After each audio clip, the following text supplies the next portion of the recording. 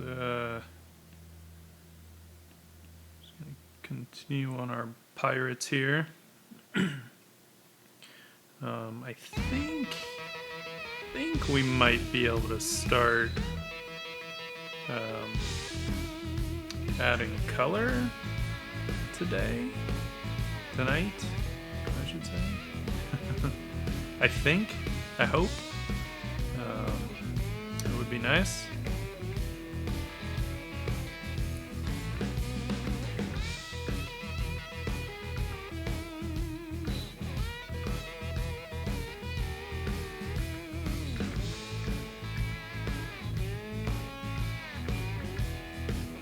Even though I do enjoy the monochrome aspect, it would be fun to start kind of, thinking a little more about the color and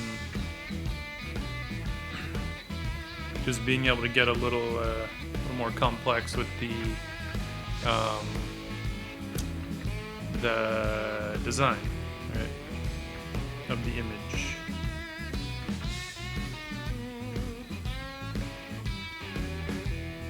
But we'll see. I'm not totally sold on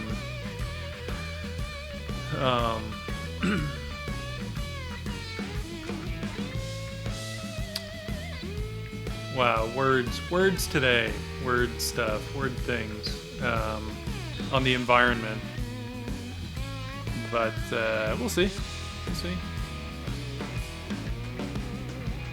I just feel like it either needs to get simplified or it needs more stuff.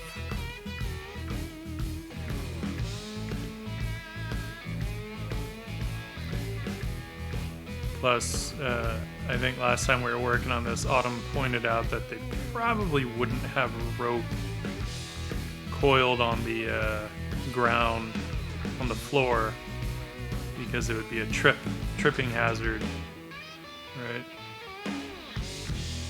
That's not a good thing. Don't want no tripping hazards.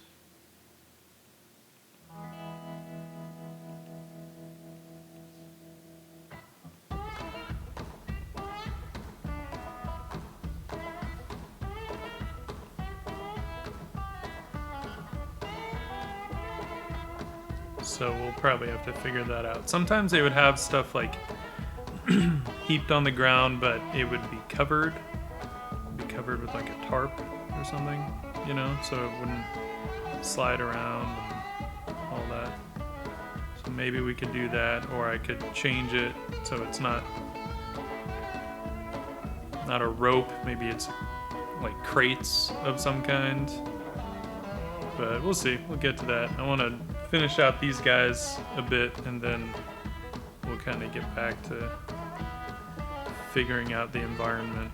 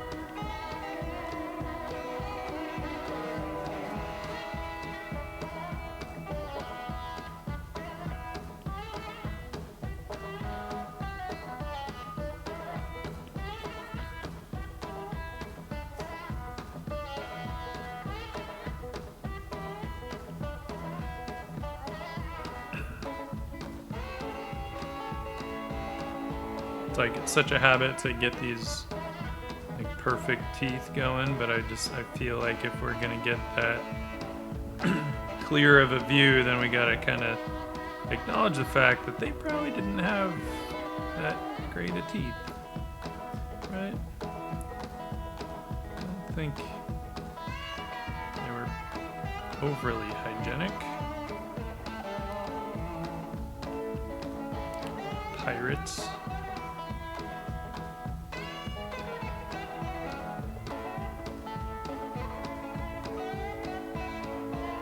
And like, I don't care if they're missing teeth necessarily, but I feel like they just shouldn't, the teeth shouldn't be perfectly straight, right? You should have a little bit of a train wreck in their mouth.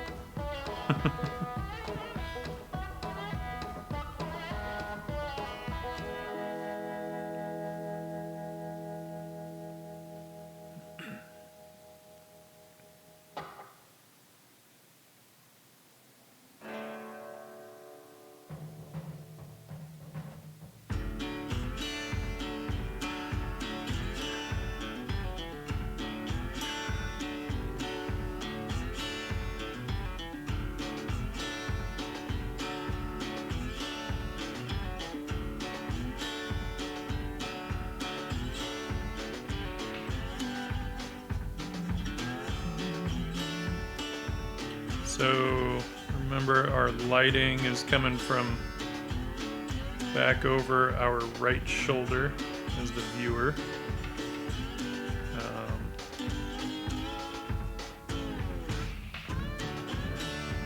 So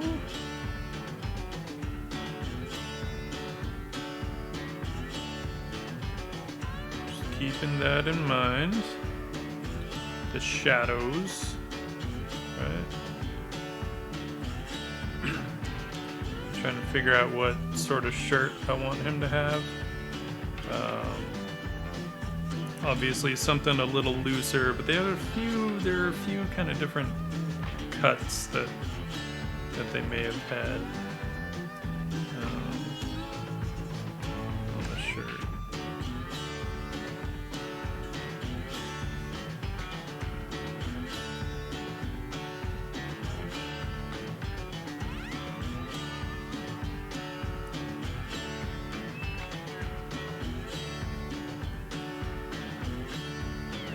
Plus value, and I think because we can actually kind of back him by these dudes back here, we could go lighter with his shirt. I feel like we need to get a bit more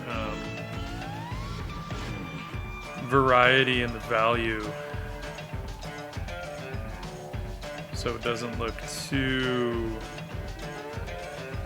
monotone, right? We are going monochromatic for now until we start to kind of glaze in colors. I'm treating this similar to how I might do an oil painting, right? Doing like a monochrome underpainting, maybe like a grisaille type, which would normally be burnt umber and white.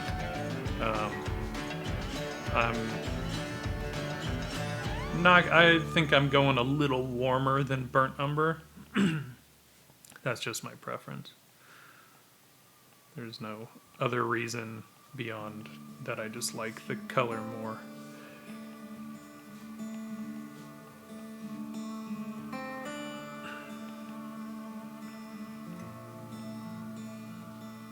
Maybe more of a, it's kind of more of a brown iron oxide kind of a color. Shadow Walk, what's up? And thank you. I know, I had thought about, oh, maybe I'll push the stream to tomorrow, but I usually do my, like a Zoom call with the family on Tuesdays, so it's kind of made sense to maybe keep that call on my birthday. So we're doing a little pre-birthday stream tonight. Getting back to our pirates here.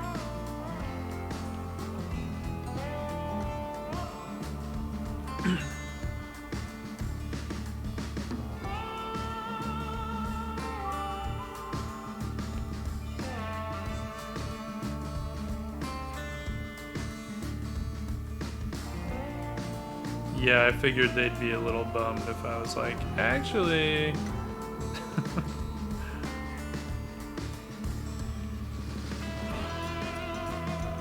I'm gonna spend my birthday with other people, not my family.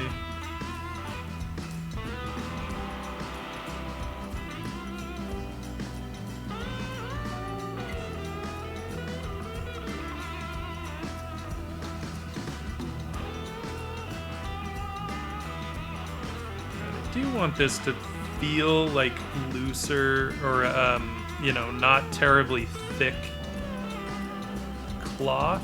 So I'm gonna need to go a little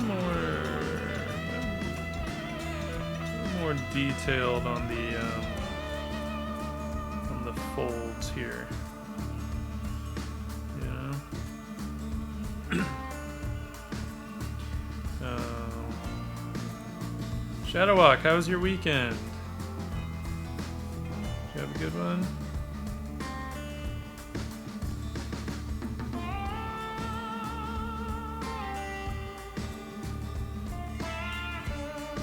Artist, what's up? I don't know why I didn't register that.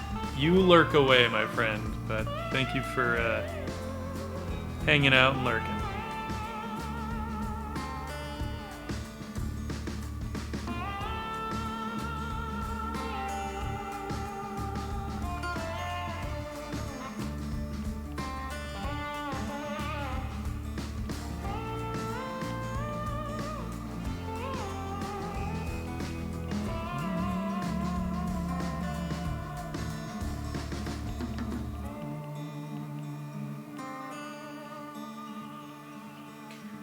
Thing. You gotta be careful not to make all the folds like super even, you know? Or it just won't.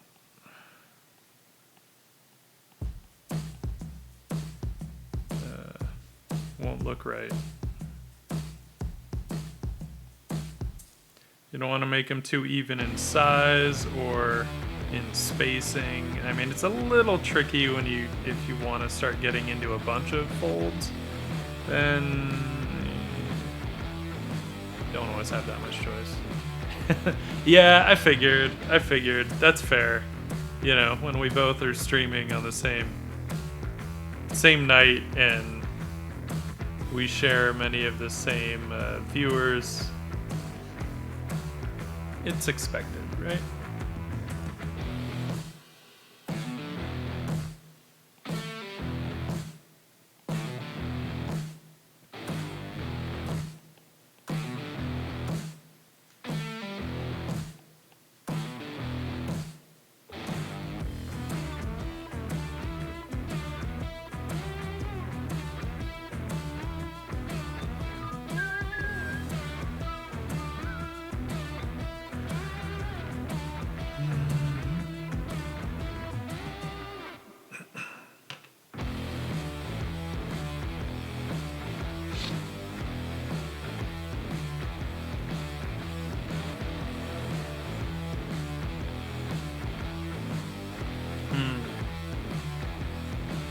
Just debating the hand position.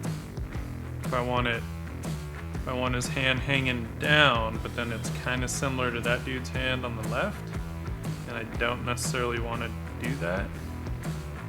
He could be a little more excited, right? And he can have his hand up. Clenched, maybe clenched in like a. Here, let's clear some space here so it's not so hectic. Deal with the rest of it later.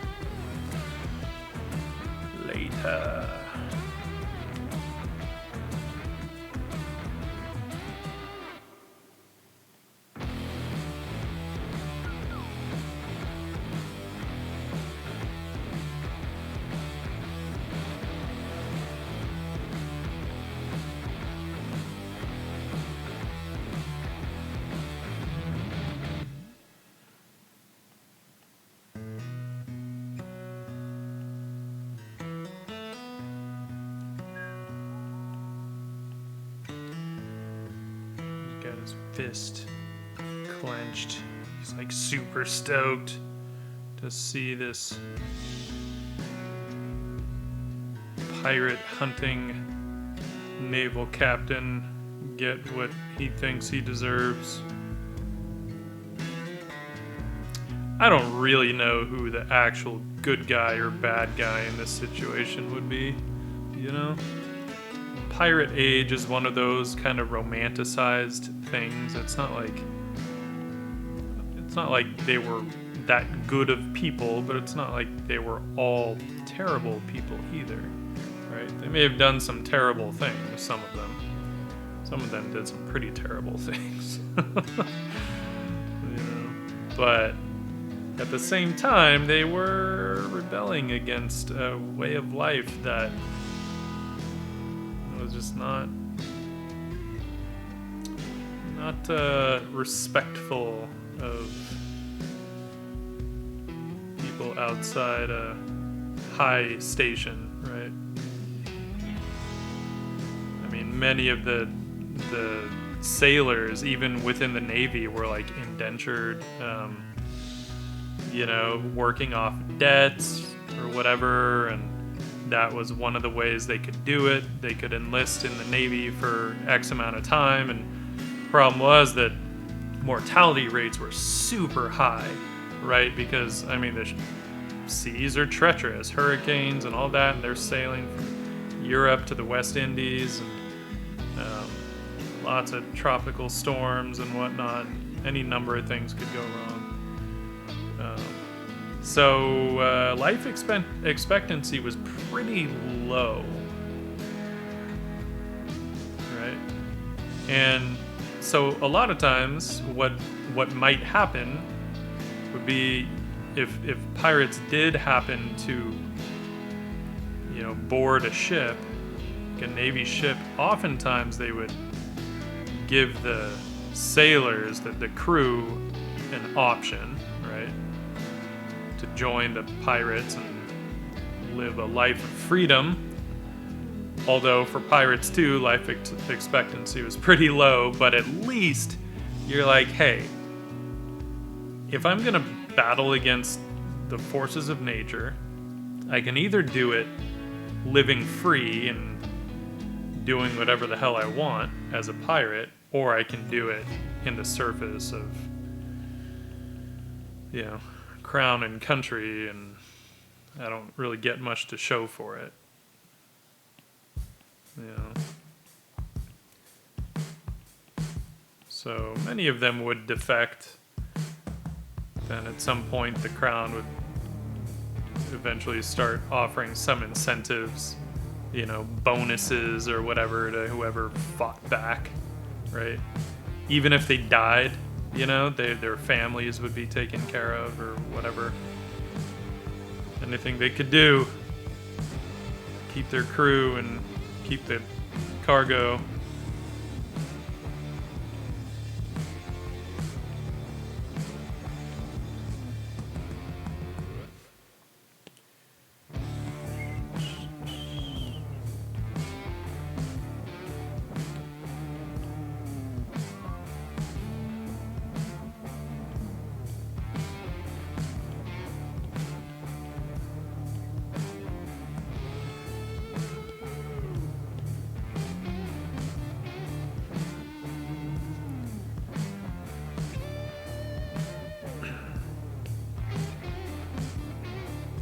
It's funny, there's so many things about painting on one layer that make certain things go much easier, and then other things get a little more complex. But what I love is that you can always use the smudge tool and kind of blend things out and lose some edges immediately where you might want to, and all that stuff. I like doing that. I like me some lost edges.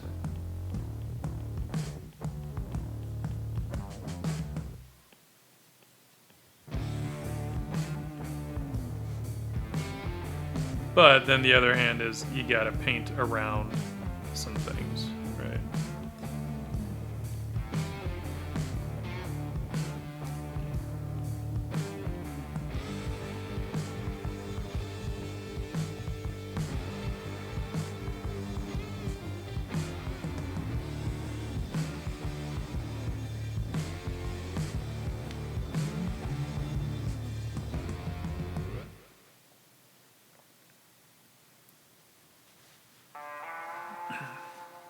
Thank you.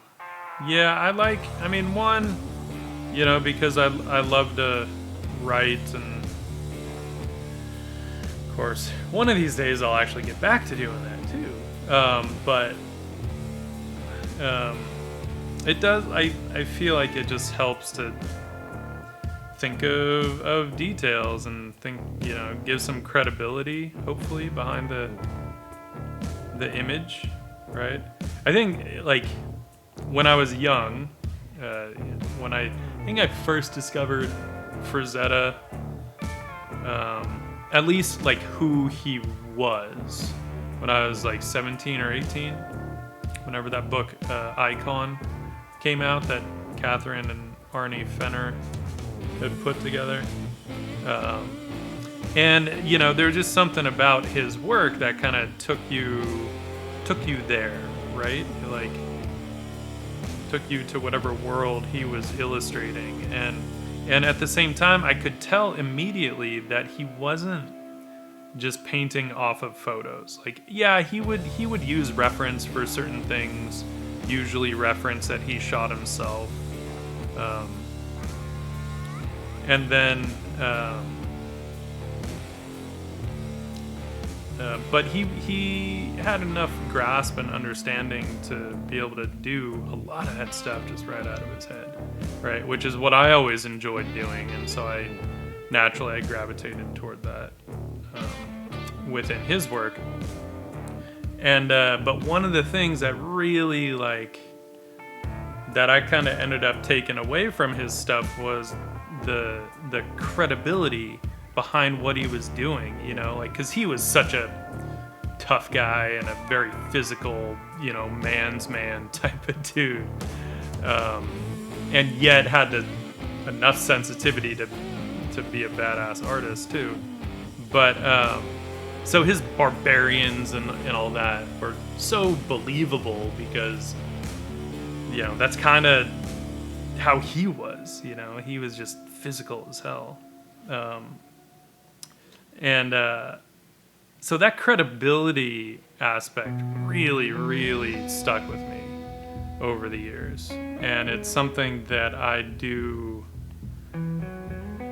strive for, and it doesn't take a lot. Like, you don't have to, get every single detail perfect. But if you get a few details in there that work, then people will generally forgive the rest of it. Get a few really specific details in there.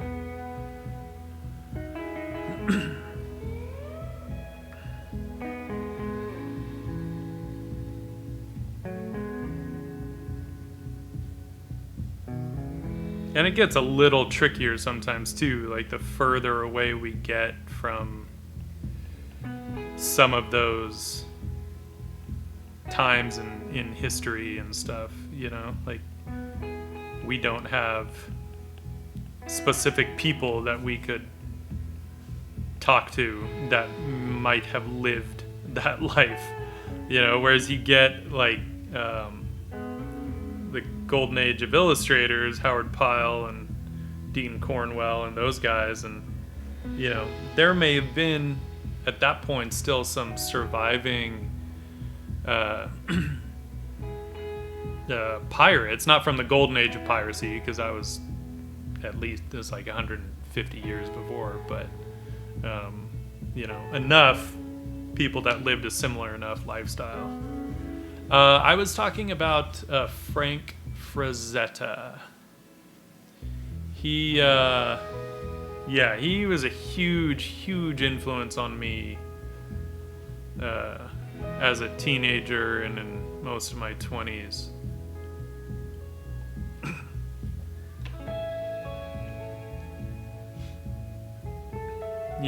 Like, originally when I was younger, I figured, okay, I either want to work for Disney or I want to do comics, right? And when I found Frazetta's work and he was just doing these awesome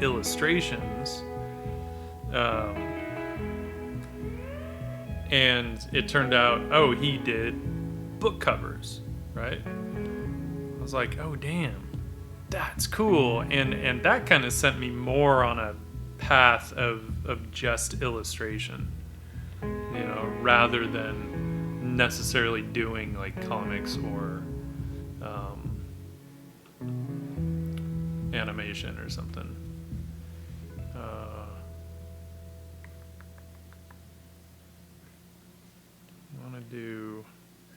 I want to have a net sitting over these barrels, because again, they're not going to have them where they could just, you know, bounce around willy-nilly. Right. So let's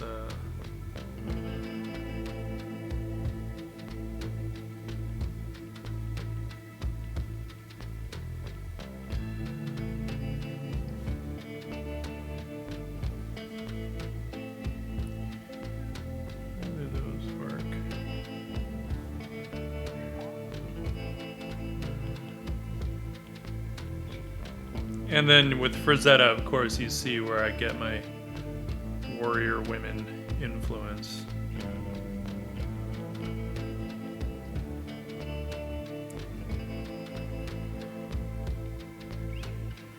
Though mine are probably a bit more modern, right? In that they're a little more cut and sometimes more like cross-fitted out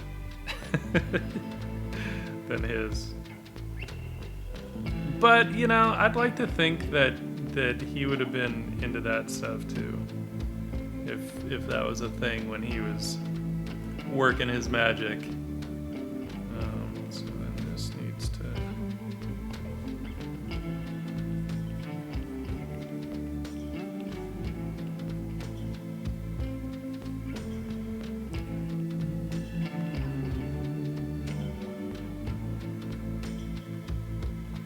Yeah, it's funny because I actually used to see his stuff all the time in the music store, right? Because they used a bunch of his Conan and Death Dealer stuff for Molly Hatchet covers. And this music store that we used to go into all the time had all the Molly Hatchet covers, the vinyl hung up on the wall. And I used to just like stare at Death Dealer mostly. It's like, that is so cool. And so it wasn't until much later that then Icon came out and I saw Death Dealer in there. I'm like, oh my god, this is the guy. Because when I was seeing them on the wall of the music store, I was kind of too young to really understand like finding out who the artist was. I would just look at the pretty pictures.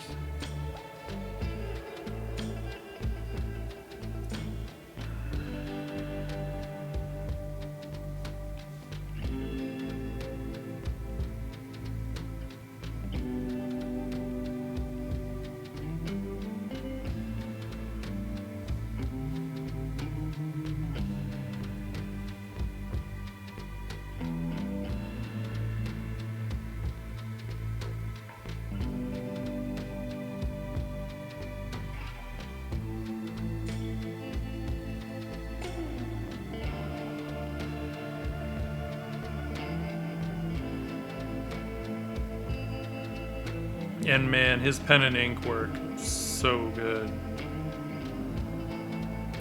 Yes. Oh, so Egyptian Queen is that's the one that just like floored me when I was flipping through the book, and once the artwork section starts, there's a big close-up of her face in there, and I just like stared at that. I like couldn't believe that face. Just like, oh, this is amazing. So I don't buy many prints at all. I usually stick to originals, but of course I will probably never afford a Frazetta original. So I do have a couple prints of his work, and Egyptian Queen is one of them. And it's beautiful. The Frazetta girls do a great job on the quality level of that stuff.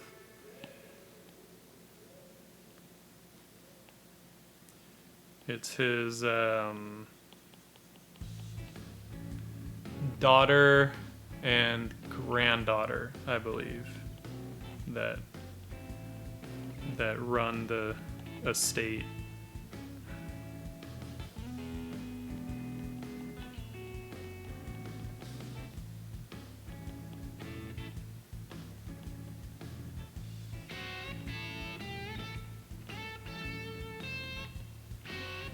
So it's fun. They follow me on Instagram, which makes me happy. Makes me think that, you know, maybe if he could have, he would have followed me too. Who knows? Or he would have been like, who's this hack? Riff on what I already did.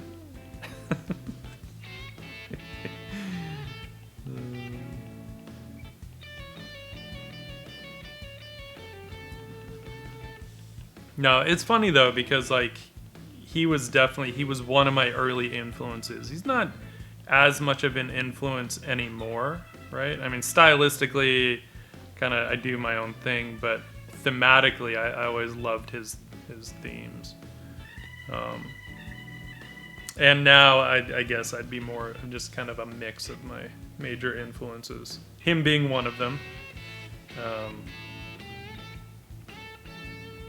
Viscera, what's up, dude?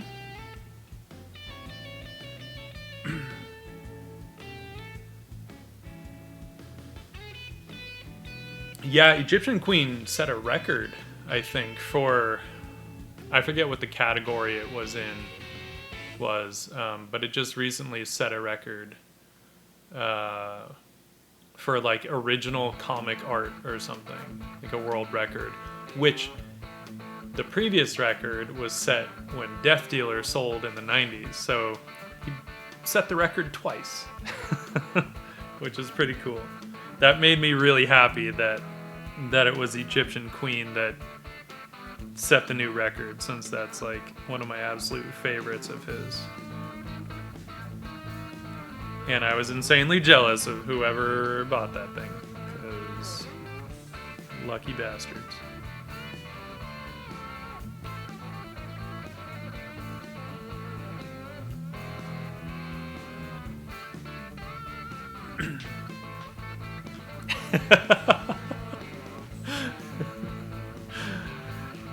You refuse to choose.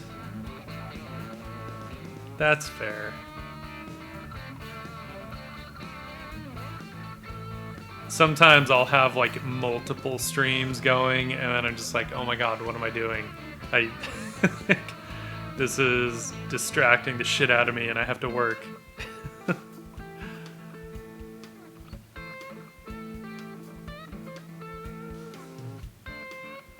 And then other times I like the distraction. It'll like distract me just enough that I can get stuff done without overthinking it.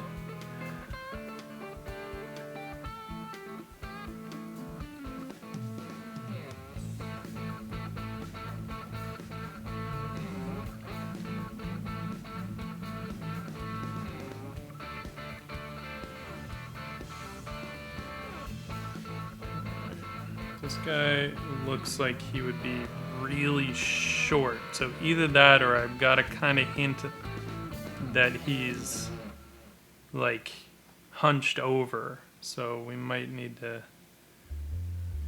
tweak a little bit of his posture, because otherwise he looks like he's 4 feet tall or something.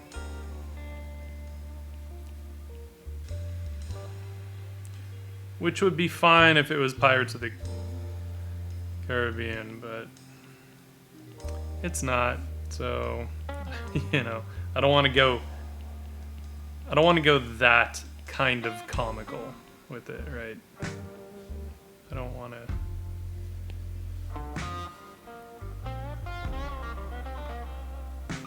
Hello.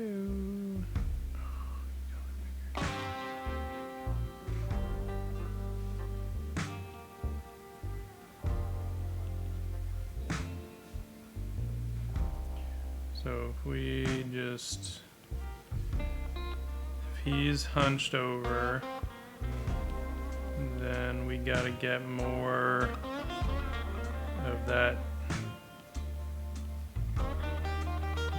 drapery, like hanging.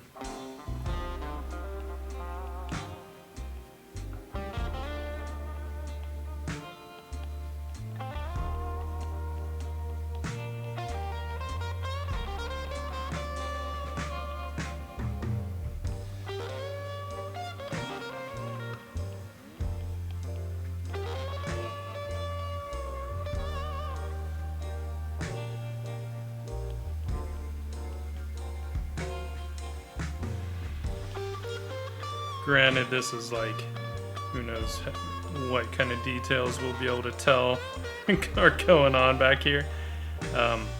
But this is one of those things where, from the monochrome side, things will kind of blend together. But then when I do add color, I can separate shapes, right? I can separate form, objects with colors. It doesn't always have to be value.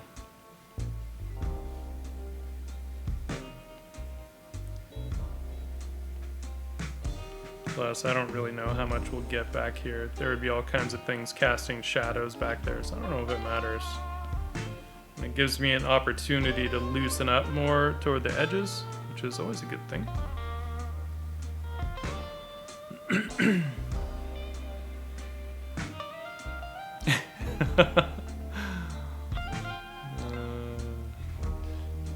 Shadowwalk, which program did you open? It is tricky if you haven't dabbled in too many of them. It can be weird.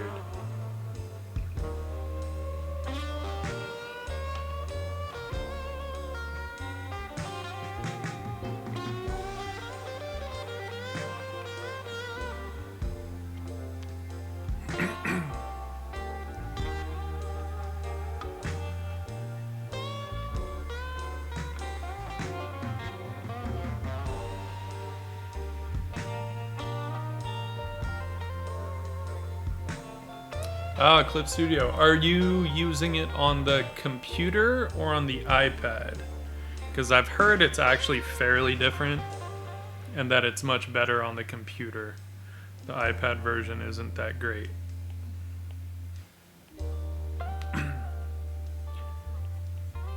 I've never used the iPad version, so I can't vouch for that. I've dabbled in the computer version, and it's great. It's just like, at the time, I know Photoshop so well that I was like, why would I take the time to learn this? Whereas with Procreate, I could understand because it's exclusive to the iPad and it just feels so much better than Photoshop. And I will say, for drawing, Clip Studio Paint feels way better than Photoshop does for drawing. Like, way better. Nose tickle. I do not enjoy the drawing experience in Photoshop at all. Sorry, I'm just zoomed out to kind of keep an eye on where this stuff is going. Knowing that I want to kind of simplify some shapes.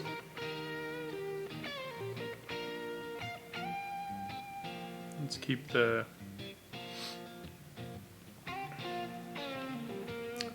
value in mind here. Also, let's keep that beard in mind. Gotta think about where that shadow is gonna get cast.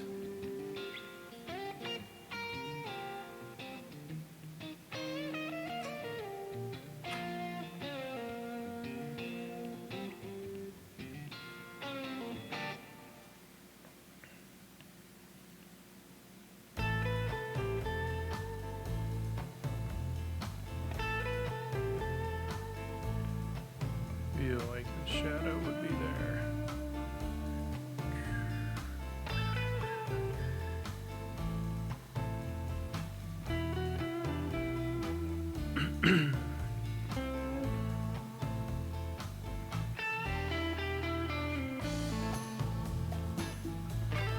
Then I want to make this guy's clothing dark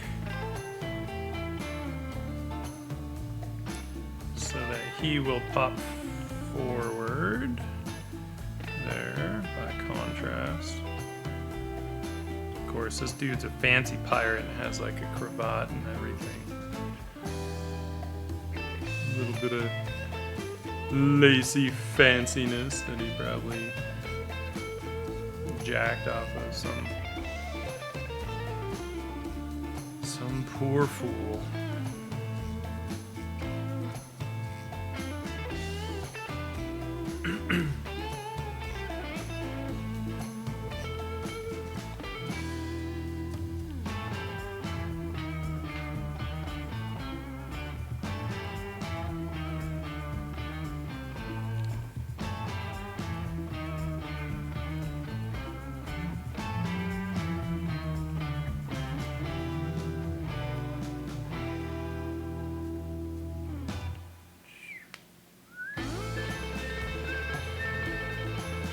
We'll play with some saturation here as well, right?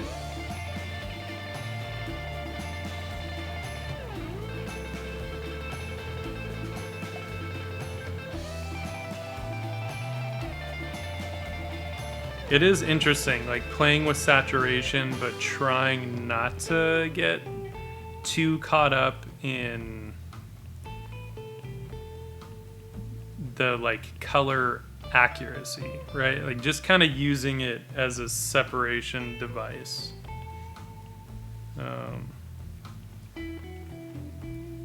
Because obviously, like, I mean, it's a monochrome skin color right now, and that would be really creepy if someone actually had that.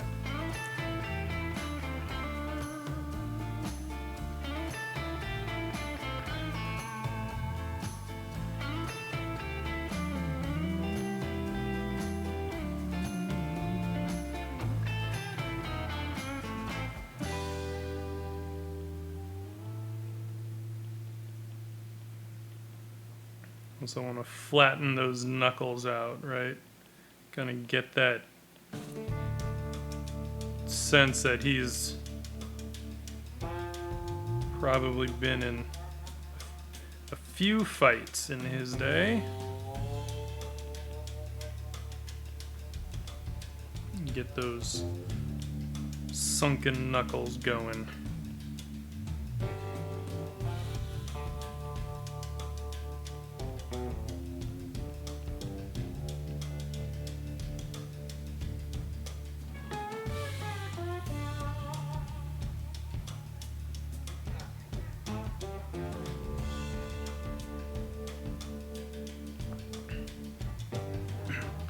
Man, my cat was just like really restless last night. At one point, she just started like. I have this one window in the bedroom that goes essentially floor to ceiling. It's a narrow window, and it looks out onto the patio. And so finally, I got up. I'm like, "What are you doing?" And I look, and there's like this little, like a young skunk out there just like cruising around on the back patio, and I think the skunk was tripping out, you know, because they're nearly blind, and Denna would bat on the window and it would hear it, but then it couldn't smell anything like through the window, right? Because the window isn't one that opens, it's just a sealed window. So it kept like turning around and looking at the window.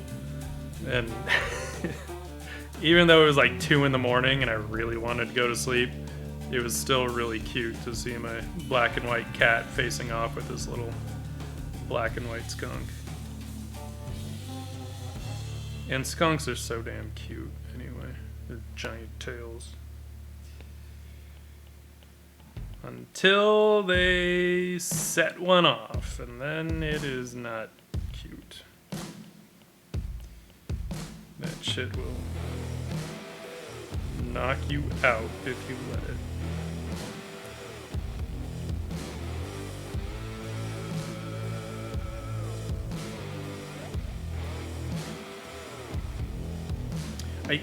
I don't know why, you would think the amount of times that I've drawn and painted a fist like this, a clenched fist, that I would kind of just have it down, and yet every time I still have to paint around until I find the right feeling. Am I just getting some light on the back of that hand? I'm trying to, there's something, the shadows are totally not right now. And it's fucking things up. It's like it would almost be facing the light source, but not quite. And so it's like, it's a little tricky, it's subtle.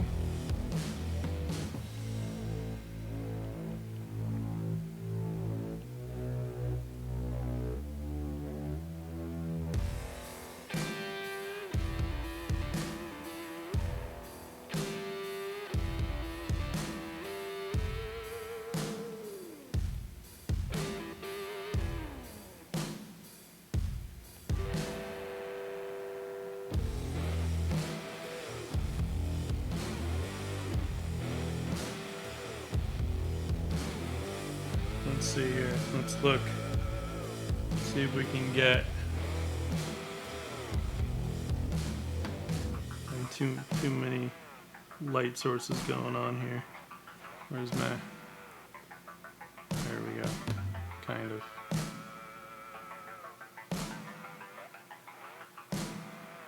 I was looking in the mirror on my desk.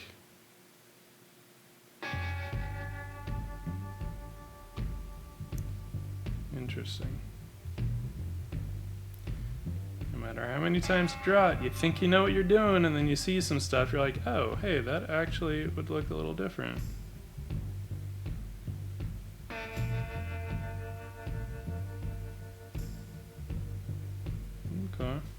Okay.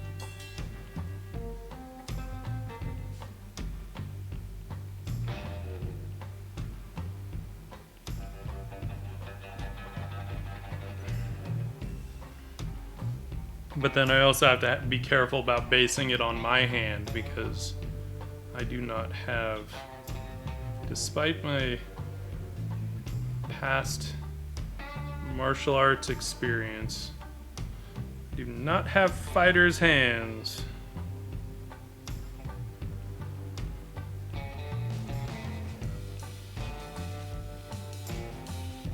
So still gotta kind of, you know, use what reference I have and then extrapolate as best I can as to what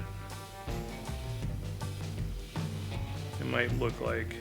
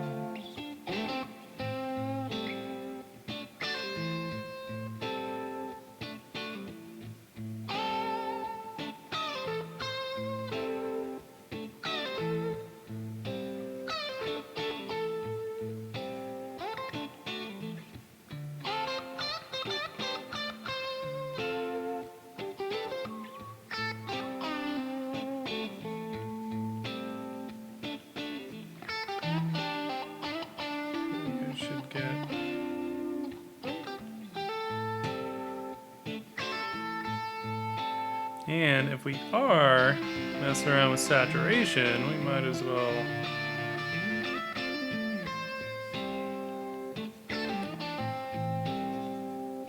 get some of those wounds going, huh?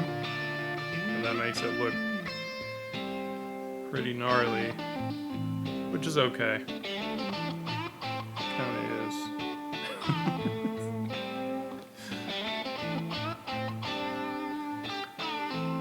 And I haven't decided like what color, you know, like do I want this to be, I don't want to say, you know, an accurate, like historically accurate kind of thing, you know, but like do I want to use, say, British colors on this guy, or do I want it to be more of a fantasy kind of a story, right? In which case I could make up any kind of uniform color that I want.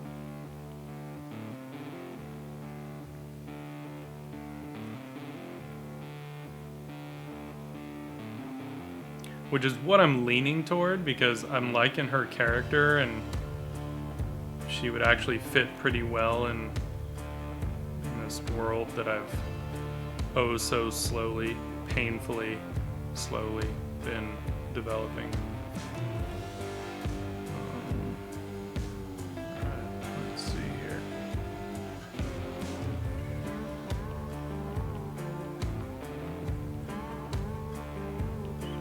Basically, the front of his face would be in more or less in shadow. I'm gonna have to decide what kind of ambient or reflected light I'm gonna want in this. And my guess is it'll just be like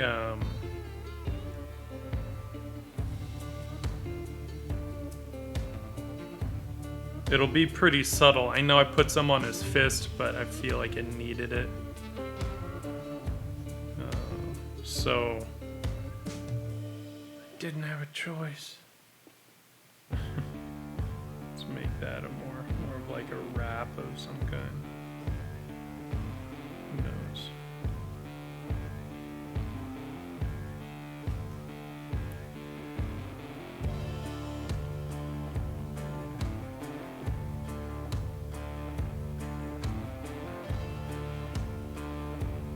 Alright, let's finish up this guy's face before we move on.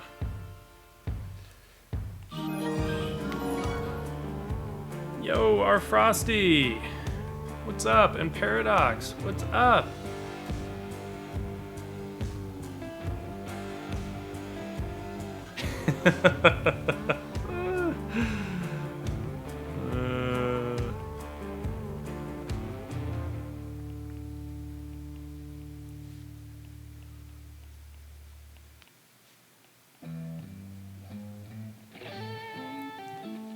But would it be paint bucket white? Would it really?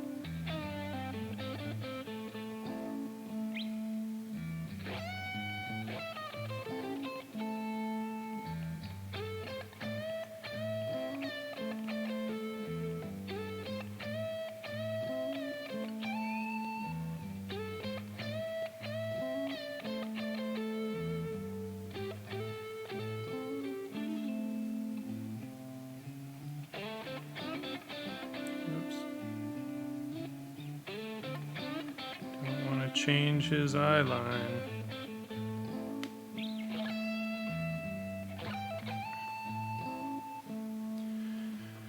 Bearded Blade, thank you for that stretch redemption. Oh.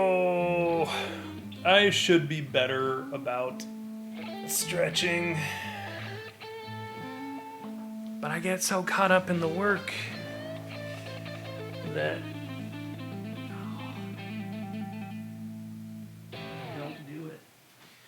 I don't do it. The main thing I need to remember to stretch is like the backs of the legs, right? The hamstrings and stuff.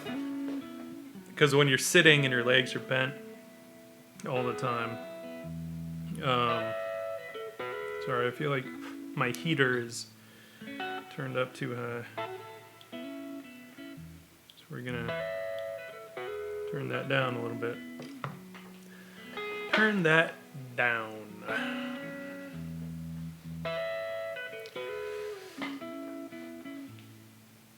I pretty much sit up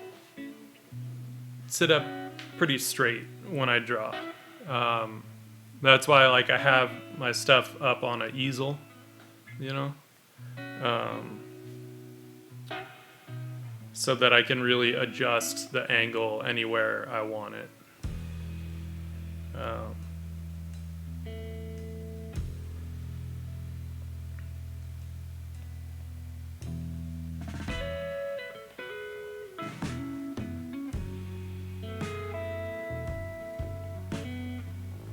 Yeah, I used to, when I would use my drawing board, I used to kind of hunch over it a bit more, and then I was like, you know what, I gotta stop doing that. So I had to really kind of shift the way that I draw. It took some getting used to. It was weird. I did it and I was like, oh man, this is like changing how I draw, and it doesn't feel as comfortable yet. So it was a little nerve-wracking, a little bit.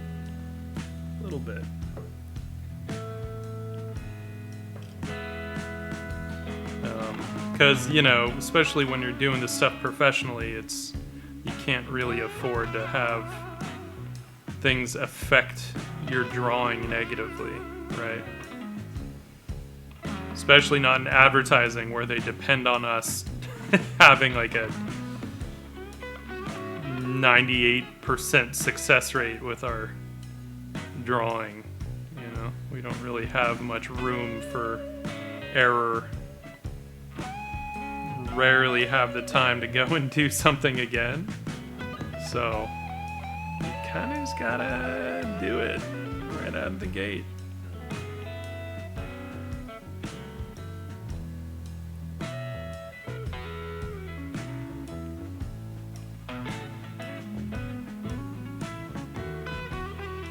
This dude's definitely gonna need some scars and shit, but also some stronger cast shadows.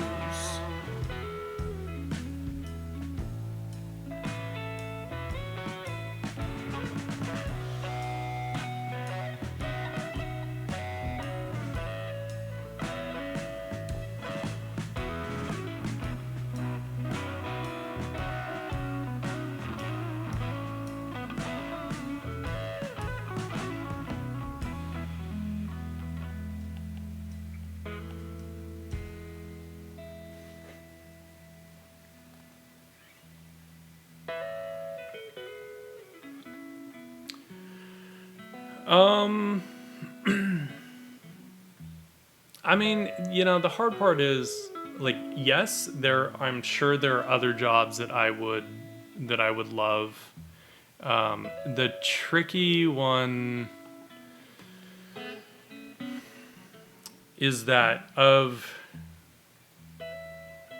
the jobs, right? So where you're doing work for other people, the salary to hours ratio. You know, advertising is pretty good in that regard. So it's a tough one to say like, oh, I'd rather do this. In some ways, like, I mean, I would love to do book covers, you know, But the hard part is that for the amount of time that a book cover takes to illustrate, you know, the pay is not what advertising is. At least for me at this point. You know, it'd be one thing if I was starting out, then, you know, it wouldn't be as much of an issue. But at this point, having done, you know, this is my 14th year now working as a sketch artist and illustrator and advertising. So I've been doing this shit for a while and, you know, have built up to a certain level where it makes it, you know, harder to leave should I want to do that at some point. Right now, I'm content, you know. I like the stuff we do. It's a lot of fun. I like the challenges. We get to work on just a lot of different things that I know I would definitely not do on my own time. And so I really love that aspect of it. And I'm still at a point where I enjoy it a lot. So not, you know, not looking to bail currently.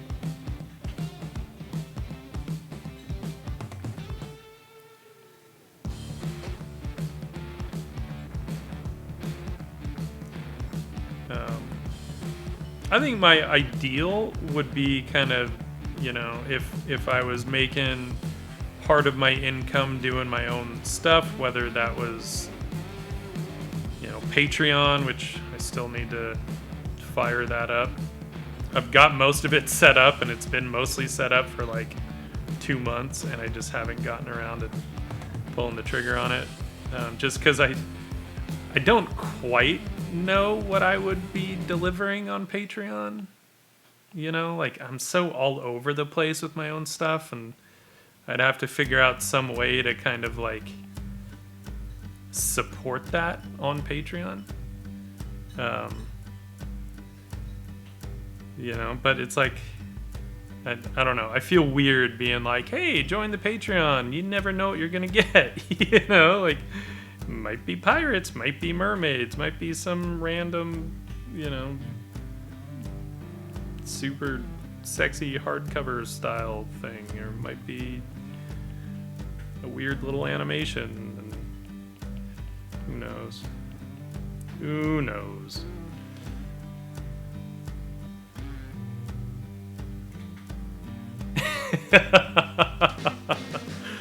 Nah, she'd probably support me doing that.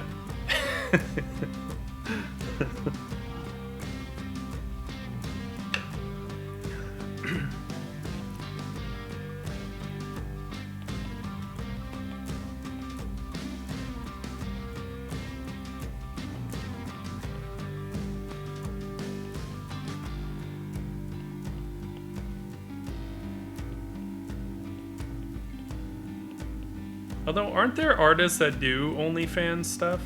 I mean, it's so funny because, of course, like, we just kind of associate it with porn, but there are so many people using it.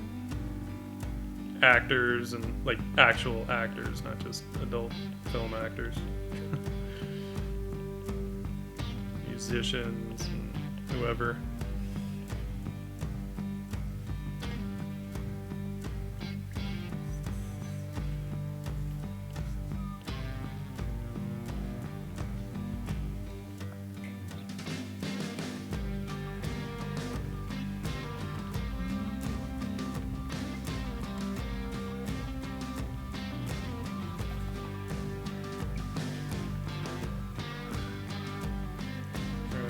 Think of where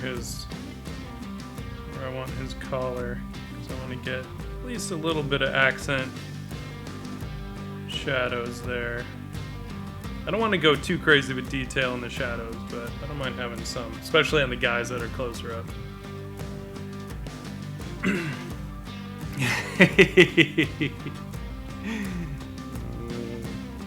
I do want to...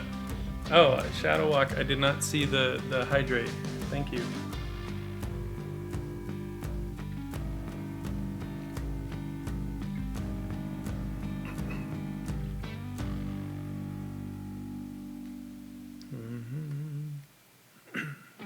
I've got my backup bottle of water here too.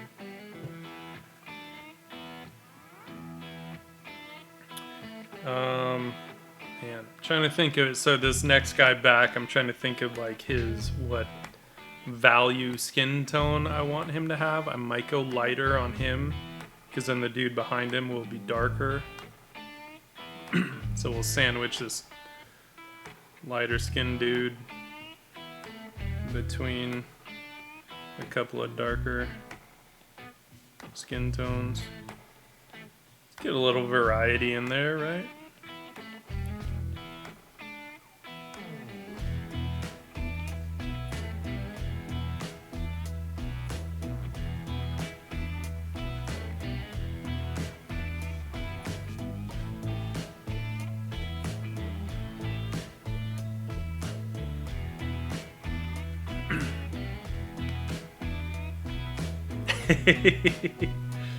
Well, whiskey would make me need more hydration. Plus, I have like the tiniest sip of whiskey left. Might as well.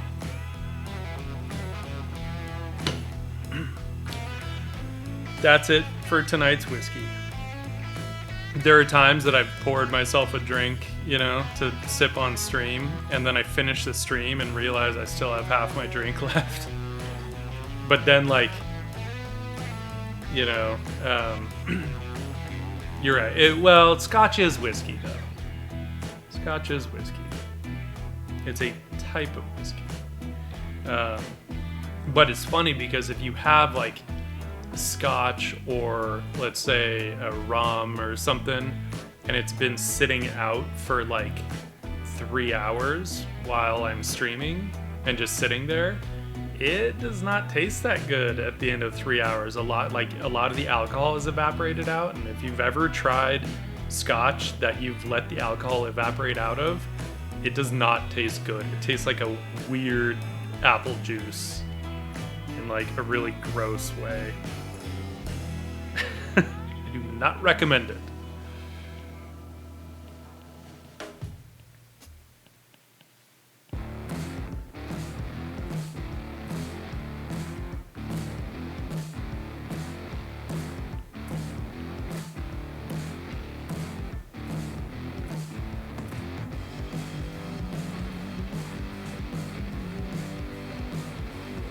It is ewy.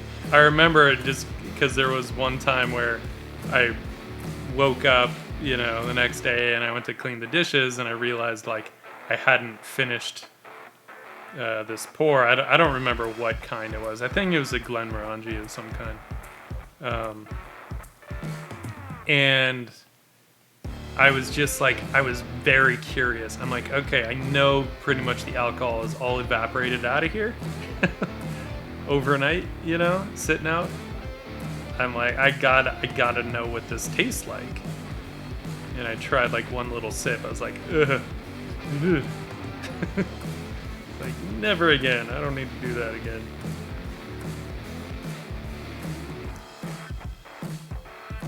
Oh wait, that dude still needs some. Needs a scar.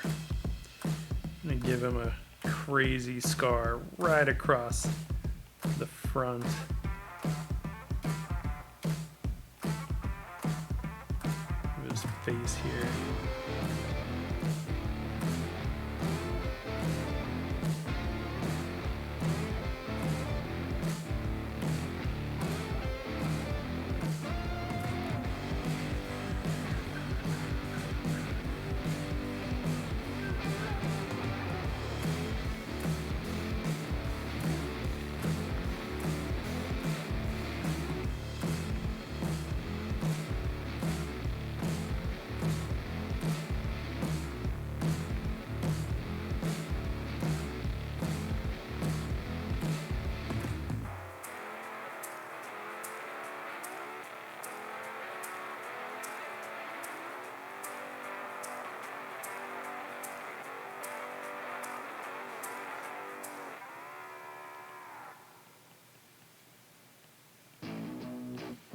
make him sweating a little bit more in that tropical heat.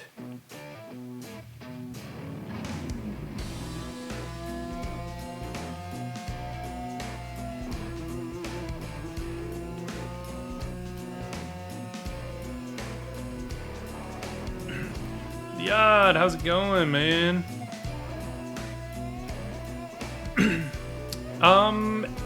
LA is still pretty locked down, but they're working on opening it up, like, pretty soon. I think some of the stuff was gonna be opening up today, actually, like partial opens, but for like indoor dining and things. So they're working on it. They are working on it, thankfully, because there are a couple of restaurants that we really want to go back to sooner rather than later. It's funny because the last restaurant we really were able to dine in at, it was just like we were in this phase where we were just sort of trying restaurants around Pasadena. And so we're like, oh, let's go to this one. It's called Fleming's. And it was like okay, you know? The food was okay. The drinks were like whatever. Everything they had was basically, I think, served over ice in a rocks glass and had some kind of like a float, like a soda float on it or something, you know, just soda water, like everything. They did not have just a, you know, normal, like any kind of a straight cocktail that you would serve up. But they didn't all mention that, right? And so, yeah, my girlfriend ordered, I forget what kind of drink it was, but it was basically one where, oh, maybe they would serve that. Because they had these really nice, like, coupes and martini glasses and stuff, but everything they were serving, they were just putting in a rocks glass. And it's like, so she wanted something in, like, a nice coupe or a martini glass. So she ordered this, you know, one of the drinks on the menu that seemed like it would be good served that way. And the guy was like, I mean, that's not normally how we serve it, but we can. So we're like, cool. So he brought it, neglecting to tell us that it's supposed to have a soda water float on it. And so it was just like this weird tasting drink. And I think even the one I had was just like kind of whatever. Especially when we make really good cocktails at home, you know? Like, we don't go in for whatever drinks. But what sucked was then the next week, everything got locked down. So that was the last restaurant we were able to go to. And we have been bummed about that ever since. Liad, I agree. I dig Pasadena. And I'm doing well. I've been busy with work myself, so I feel you there, man. It's been hectic, but good, you know, in a good way. Like, I'm glad that we have the work.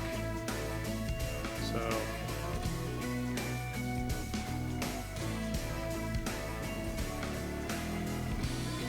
and Pasadena has great food too. You know, has some really good spots. So it was like a big bummer for us that Fleming's was the last place we could go.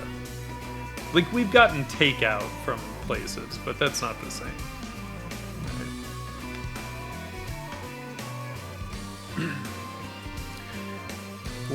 Liad, when are you gonna get back to oils? I feel you too. I've just got like so many things on the plate. I have to kind of pick my battles based on, you know, what kind of needs to get done sooner, you know, and what can kind of afford to be kicked back a little bit.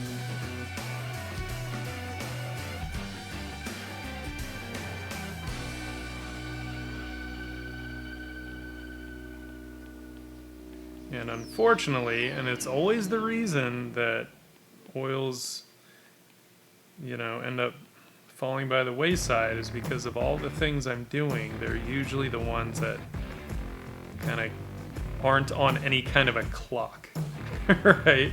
Beyond the fact that I just really want to paint in oils, but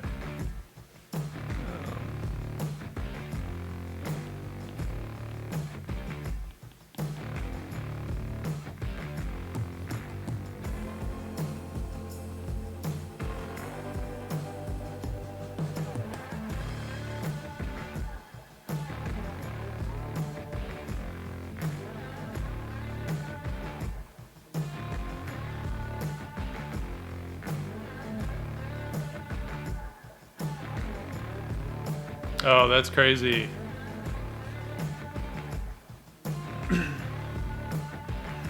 Yeah, man, lockdown really just kind of hit us all at...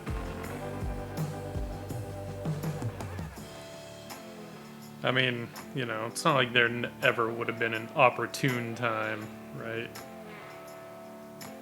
Not for that kind of thing.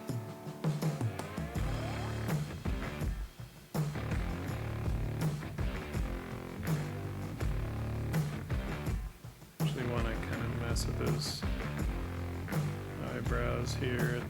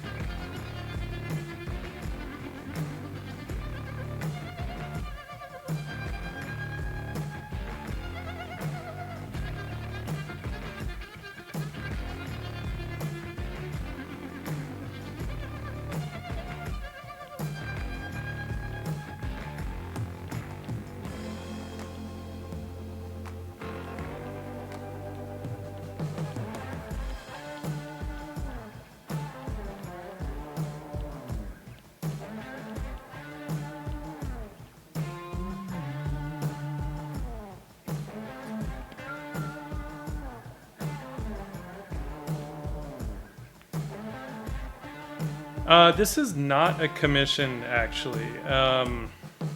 Outside of the full-time job, I don't really do... I mean, unless I happen to take like a freelance gig, which is rare, I don't really don't do commissions. I don't really do stuff for other people, just because my full-time job pays me well enough that I don't have to do that, you know, and it also keeps me busy enough that I have very little time outside of the day job to do my own stuff. So I prefer not to spend that time working on other people's things, since I do that all day for work, right? So I don't really do commissions. I love storytelling. I love, you know, coming up with stories.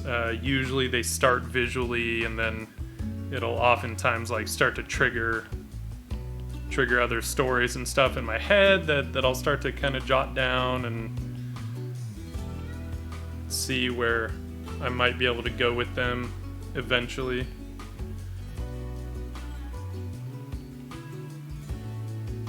Give this guy a thick neck. Might even go thicker than that.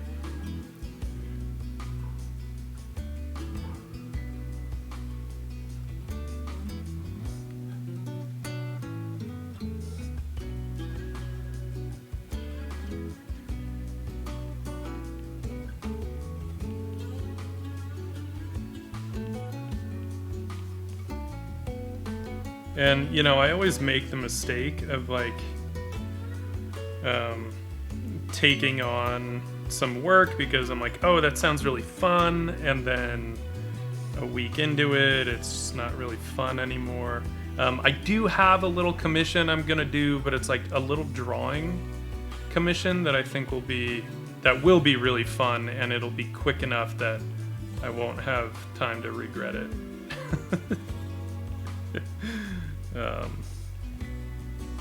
It'll literally be like a couple hours of work, kind of a ink rendering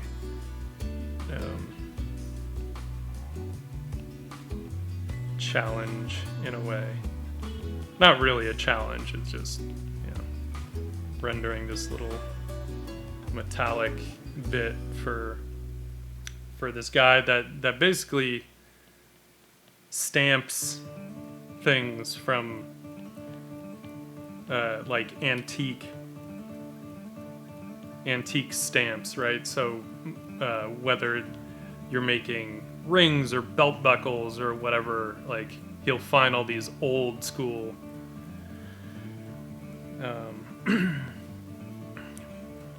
metal pieces and essentially create a new stamp or mold from them, so he can kind of like redo them in the way, and he might tweak them a little bit. But so one of the things that he'll do is if he finds a piece that might not survive the replication process, because if it's really old it can be brittle and stuff,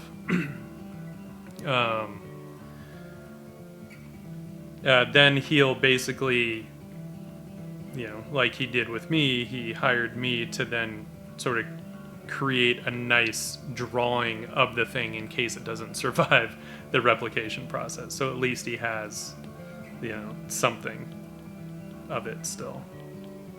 So it's cool. It's like I enjoy doing stuff with people that create physical things, It's a lot of fun.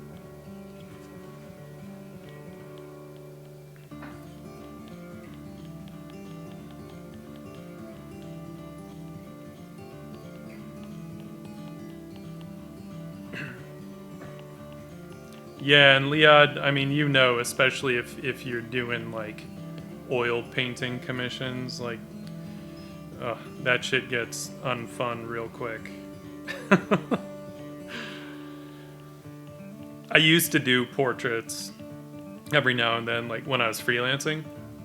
I would also take on some portrait work here and there. But after a while, I was like, man, I'd rather just paint my friends. I don't really want to paint these other weird people that I don't even know. And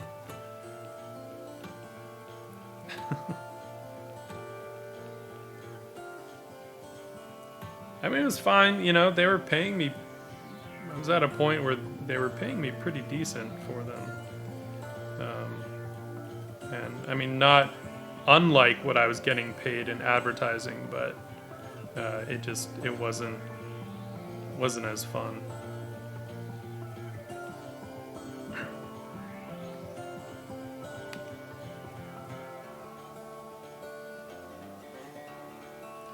It is a commission for myself.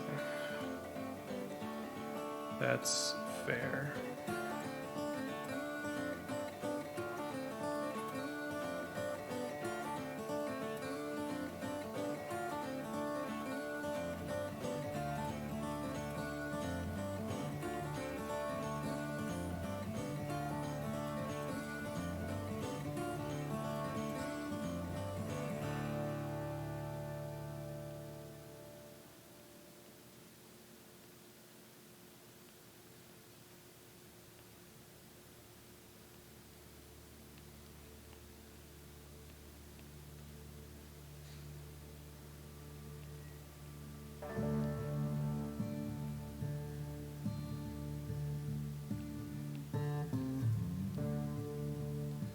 Thank you.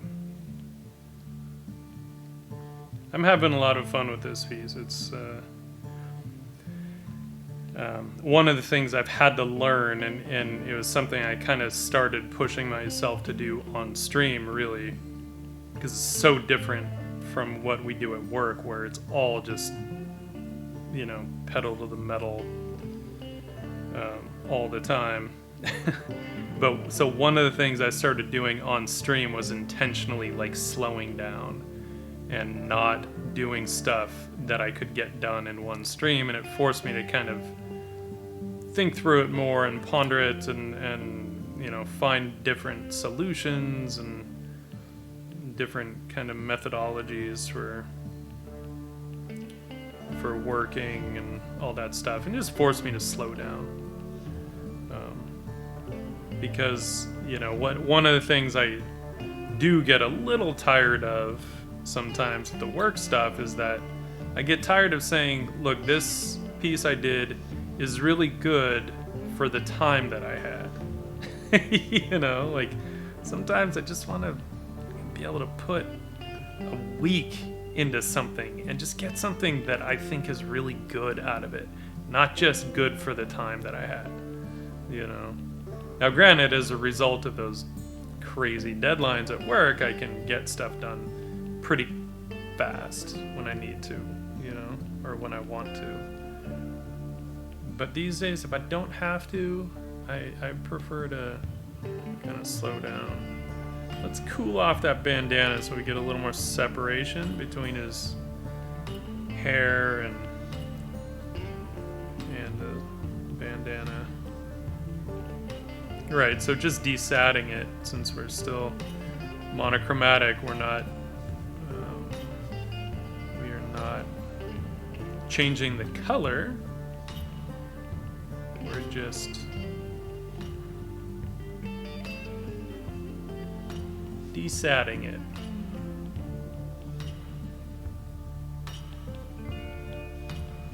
But next to the saturation in his skin, it almost looks like a cool color, right? And that's always fun.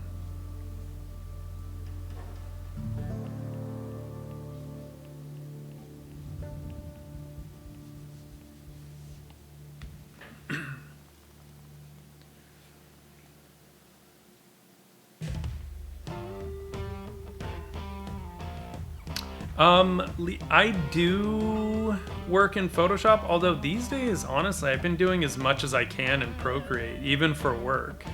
You know, now the difference is, like, if I'm doing a finished illustration piece, then usually it's got to be higher resolution than what Procreate can do. But oftentimes I might start it at least in Procreate and then move over to Photoshop and do more on it. That's why, like, I'm so excited to see what they're gonna do with this next iPad Pro that supposedly is going to be announced next week, next Tuesday, right, on the 23rd. Because there is a very good chance it will actually be powerful enough to handle a full res print file at the scale that I needed, right? Basically, I needed to be able to do at least like 10,000 pixel image on the long side at 300 DPI. And if it can do that, even if it only, like, I would love it if it could give me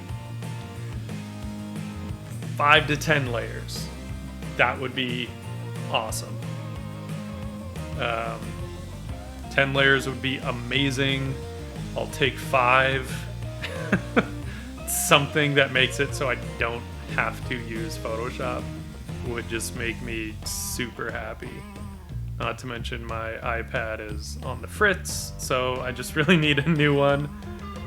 But thankfully I looked into when they were probably releasing the next one, and everything is pointing to a new one being announced this month. And usually when they announce it at the Apple event, it usually goes on sale the next day. So hopefully I am hoping.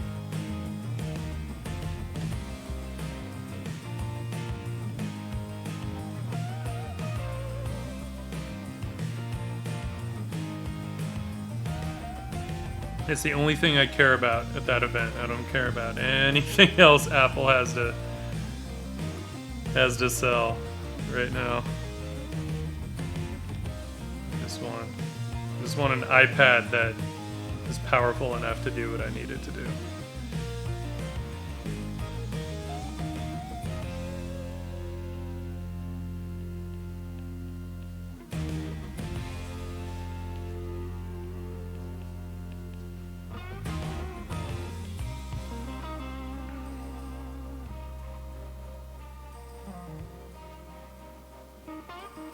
Yeah, but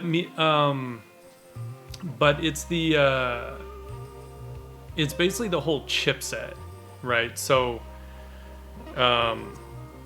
if they upgrade the whole chipset, and I'm hoping they upgrade the RAM as well.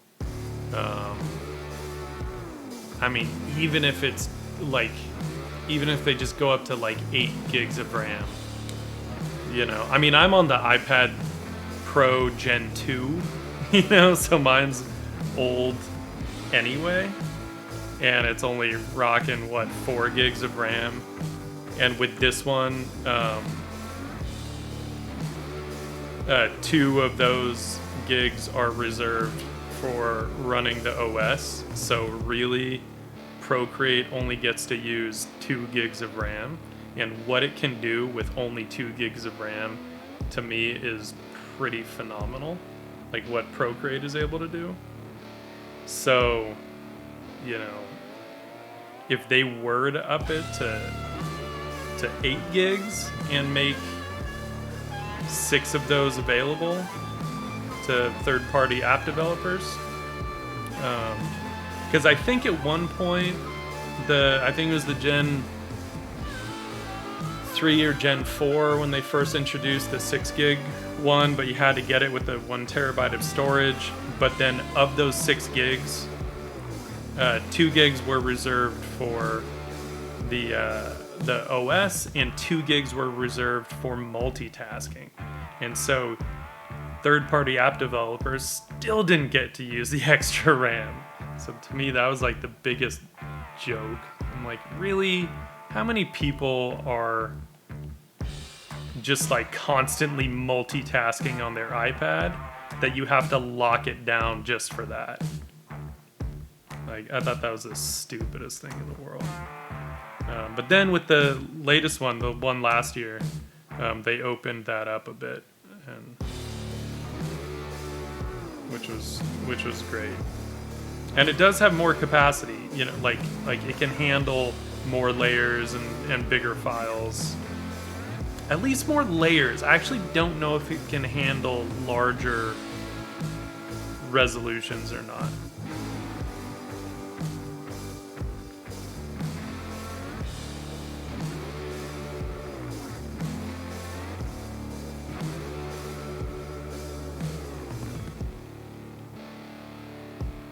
But yeah, I mean, the reason that I can justify getting a new one is because at this point I'm using it for most of my work, so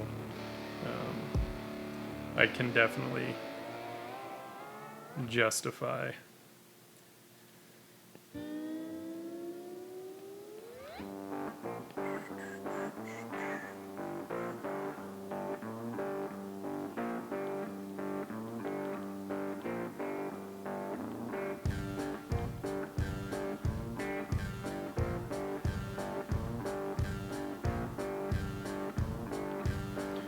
This makes it look like his mustache is a little too well groomed.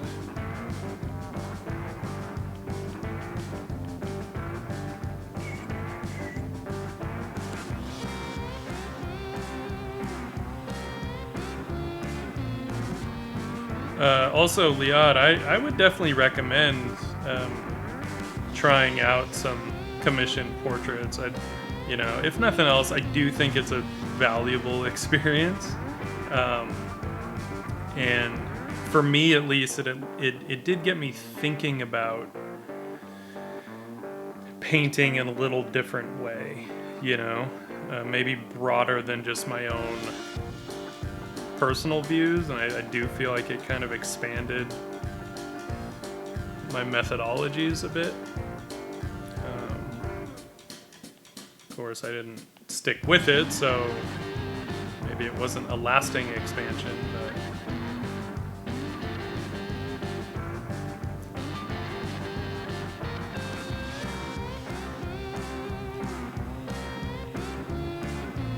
the thing I learned, though, with taking on oil painting commissions was, with those in particular, it was best to not give the client too much freedom or control, because then it would just turn into a complete nightmare. Like, I would have to kind of reiterate at times that it's like, look, you hired me because you like what I do, so let me do what I do. You know, because sometimes if I start giving them like too many options, then they would just start, oh, well, what about this? Huh, what about that? What about this? And it's like, okay, we can't just like try things out. That's not how oil paintings work. You know, like at the best, I can give you a kind of digital mock-up, you know, so that you can approve the image that I'm working from, right? But what I would have to do in that case also was then not show them all the photos that I took, right? I would have to basically choose what I thought were the best ones and give them the option from those, because otherwise they'll see a photo and think, oh, this is a great photo, but we as painters can see that it will not make a good painting. They can't see that, right? So I had to kind of, I learned very quickly, don't let them choose the photo, like don't give them too much freedom on the photo choice, because otherwise they will pick the wrong one. They'll pick like the one that just makes for a shitty, terrible painting. And every time.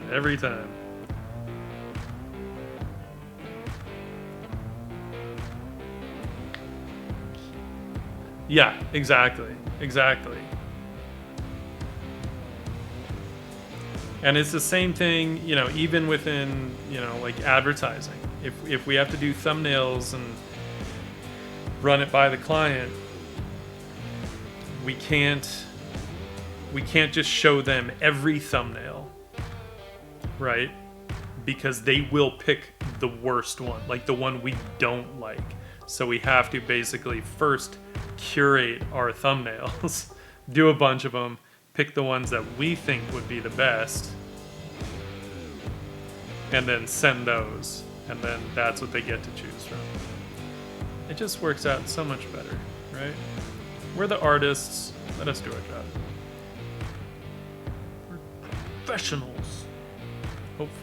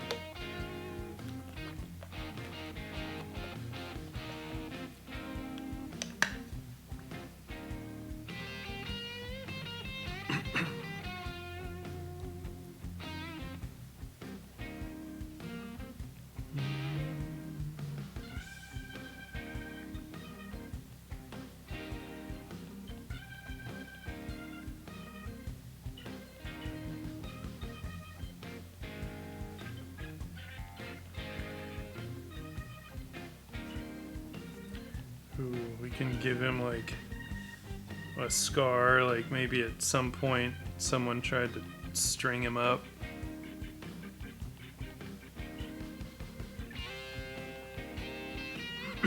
That tells its own kind of gnarly story, right?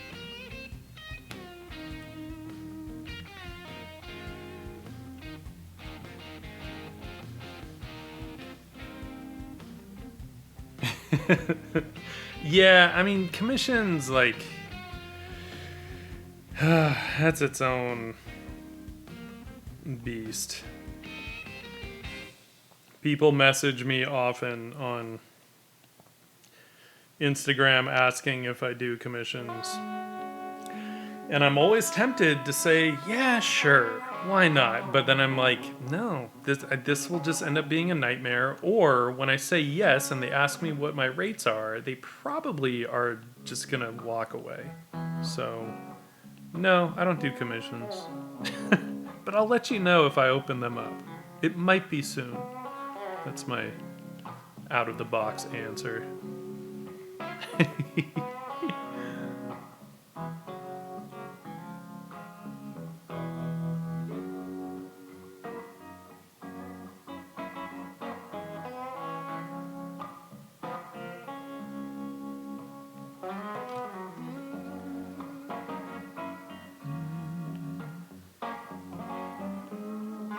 And we gotta remember that pirates actually did usually wear a gold or silver earring. Because if they died, it was to serve, because they were a very religious lot, right? Or superstitious, I should say. They were superstitious. And being buried at sea was often a bad luck thing. So the earring was meant to actually pay for a proper funeral should they die. And that's why typically they've always been depicted with earrings. But it was actually a thing.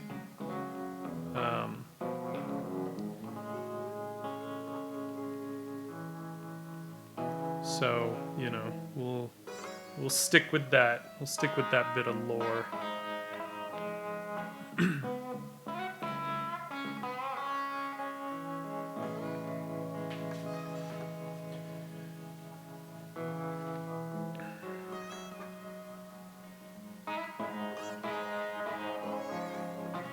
Yeah, they would usually have an earring or jewelry of some kind. But normally it was an earring because the rings and stuff they would use to like trade, you know, because it wasn't always like they were always getting gold when they would, you know, rob a ship or something. There wasn't always gold to rob, but there was usually valuable merchandise of some kind. Or they'd take all the jewelry from people or whatever. So...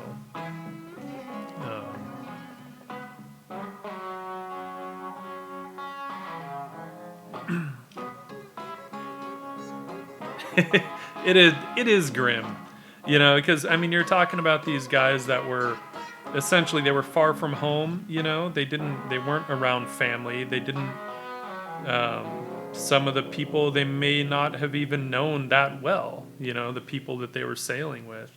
And so it was just kind of a way to guarantee that whoever was there would see to it that their remains were properly cared for. Because many of them were God-fearing folk, and they wanted to have the best chance they could of going up instead of down.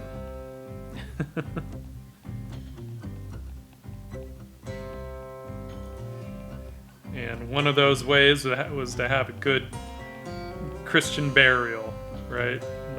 Not just be sent out to sea. I'm gonna give this guy some bit of age. He looks like he can handle it.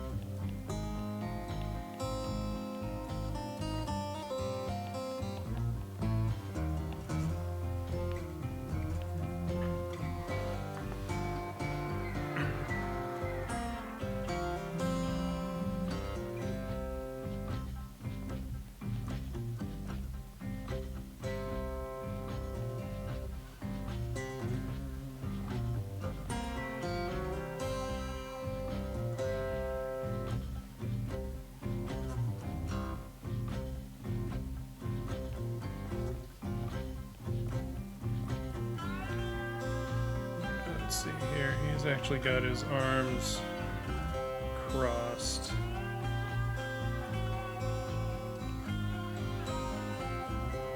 we're gonna have to get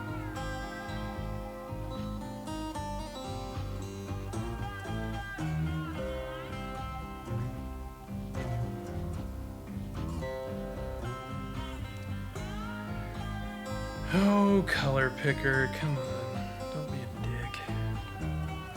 So I cannot wait to get a new iPad. Urgh. Can it be the 23rd already, please? Please.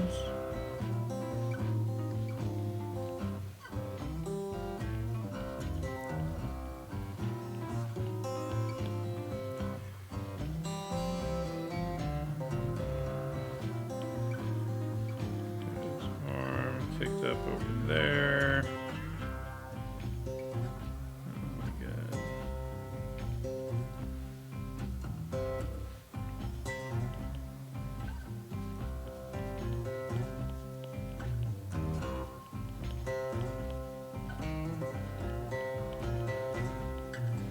And this is one of those things, if I can get just like the essence of the gesture right, then it'll read and I don't have to like detail the crap out of it.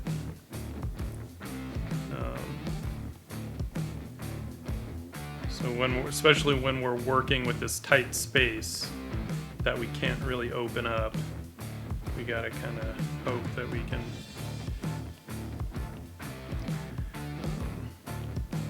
get some of this stuff to read.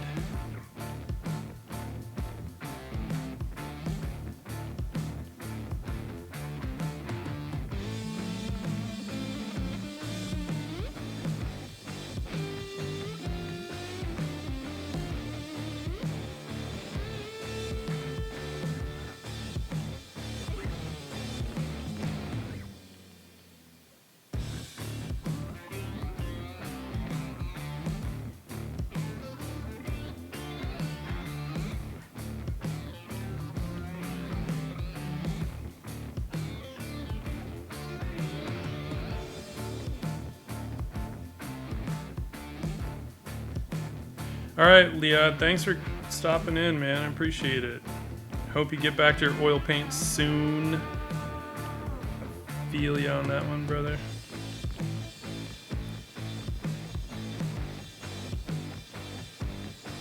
Though I am having a lot of fun with the digital stuff,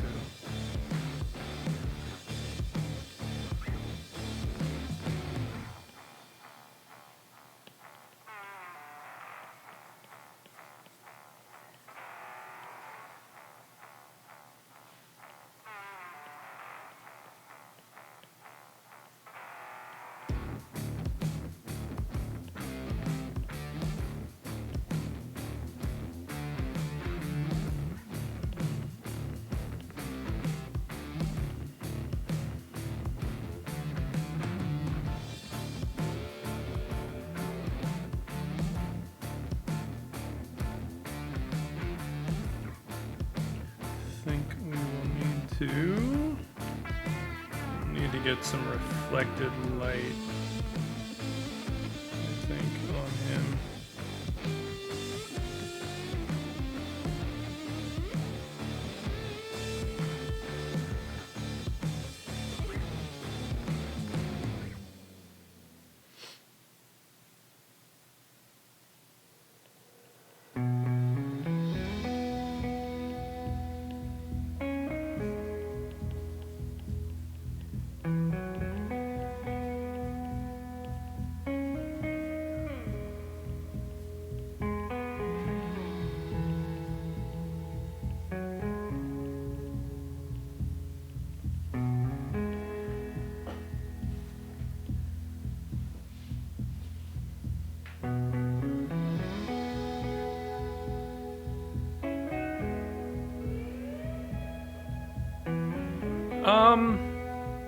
I mean, it is a little trickier, but like if you look at our naval captain, right, aside from the saturation that I just put in, I really didn't mess with the saturation very much. right? So I'm mostly stuck initially. Let's look here. Yeah, I mean, it's pretty much all just kind of within this range, right? And that's where I started.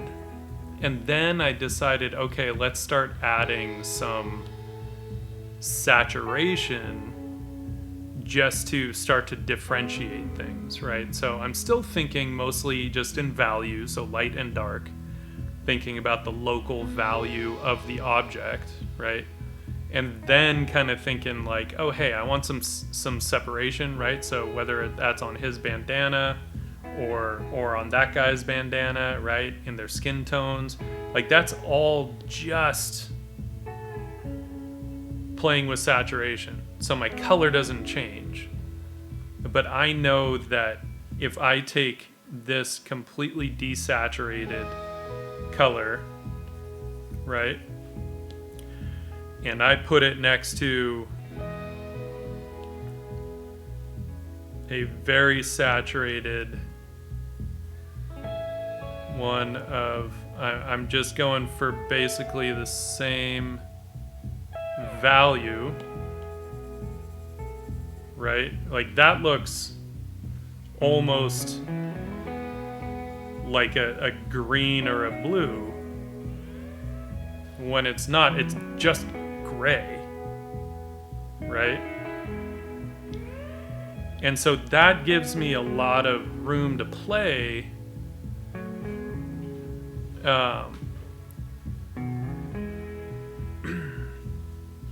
I'm not like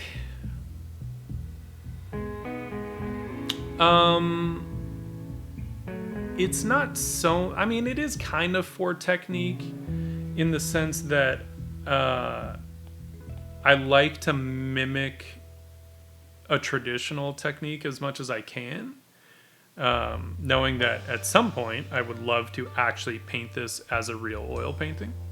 And I'm actually gonna add color onto this as well. So I'm treating this almost like I would an underpainting that I will then glaze on top of, right?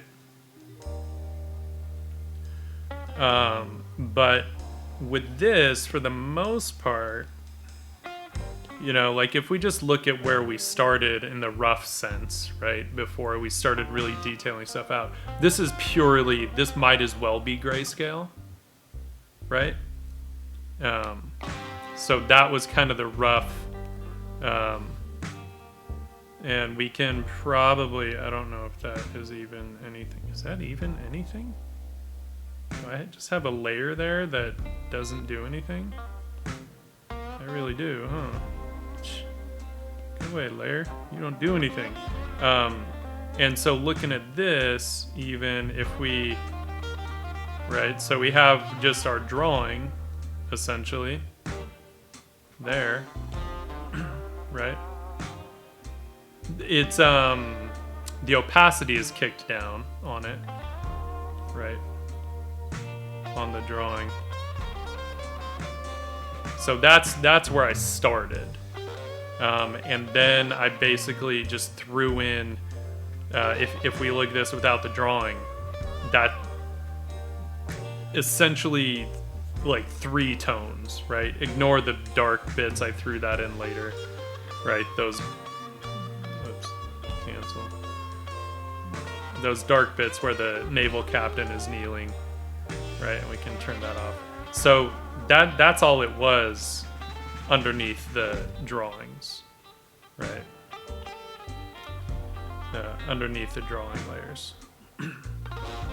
And then I did another layer, this one here, layer 5, where I started to then push the values more and get into the lighter values like her shirt, right? The shadow, getting into our light source a bit more, giving me something more solid to work from, so I could start detailing it out, right? And then I basically just merged those layers so that I could start to really paint on top and push the edges around, because I like using the wet brush to do that. So this is where we've ended up from there. And then as I went, I started saying, you know what? We're working monochromatic, but we're not working in grayscale. So within that monochrome, if I were doing this as an oil painting, and I'm envisioning that I'm using essentially a transparent brown iron oxide and white, right? If I were doing this underpainting, that's what I would use for this. And I would probably, I would use that. I would also have olive green on my palette just to control the saturation of the brown iron oxide, right? Which is what would then give me this look that we have so far, right? So when I'm thinking about the colors, it's purely for separation right now, the saturation aspect. It's just to kind of help differentiate things. Not totally necessary, but fun to think of, because within this, if I think about those colors, transparent brown iron oxide, olive green, and white, what's the biggest range of color that I can get, right? Because when we're thinking of old master paintings, there's a unification in their color palette that's really amazing, you know, that takes a lot of control. And one of the ways that we do that, Burger Face, what's up? One of the ways that we do that is to limit our palette rather than saying, you know, oh, hey, we're just going to paint with every single color there is, right? That doesn't include, that doesn't create much unity in the palette. It's like Harvey Dunn would say, once you get a few strong tones and a few strong colors on your painting, repeat those tones and colors throughout the rest of the painting, right? That's what is going to create unity. So that's why within this, I'm seeing like, how far can I push this, right? So like within this dude's, let's see where we're at with this. Within that, right, if we go even cooler, a little bit lighter, and we decide like, oh, not a giant brush. You know, we want some kind of a little pattern, you know, and we're just pushing that temperature around, and that's all we're doing. We're not actually shifting the color, right? So that's how I would use the olive green with the transparent brown iron oxide. It would allow me to get like a gray when I need it, you know? But then let's say we also take a more saturated, let's do darker, more saturated thing. It starts to almost feel like we're getting into full color, you know, as we start to just push that saturation around. And so that, what that tells me right there is that I really don't need that much to make this start to feel more full color, right? All we would need to do is get a few, it's like nudging these colors around, right? So let's say we do that really quick. We'll create one, because I'll probably do too many marks to actually be able to step it back. But all we have to do within this, let's say we go to red, which kind of tends to read cooler as orange, right?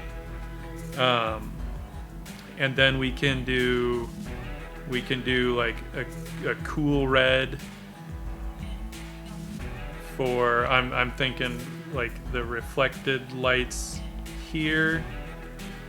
Actually, I would actually cool that off even more.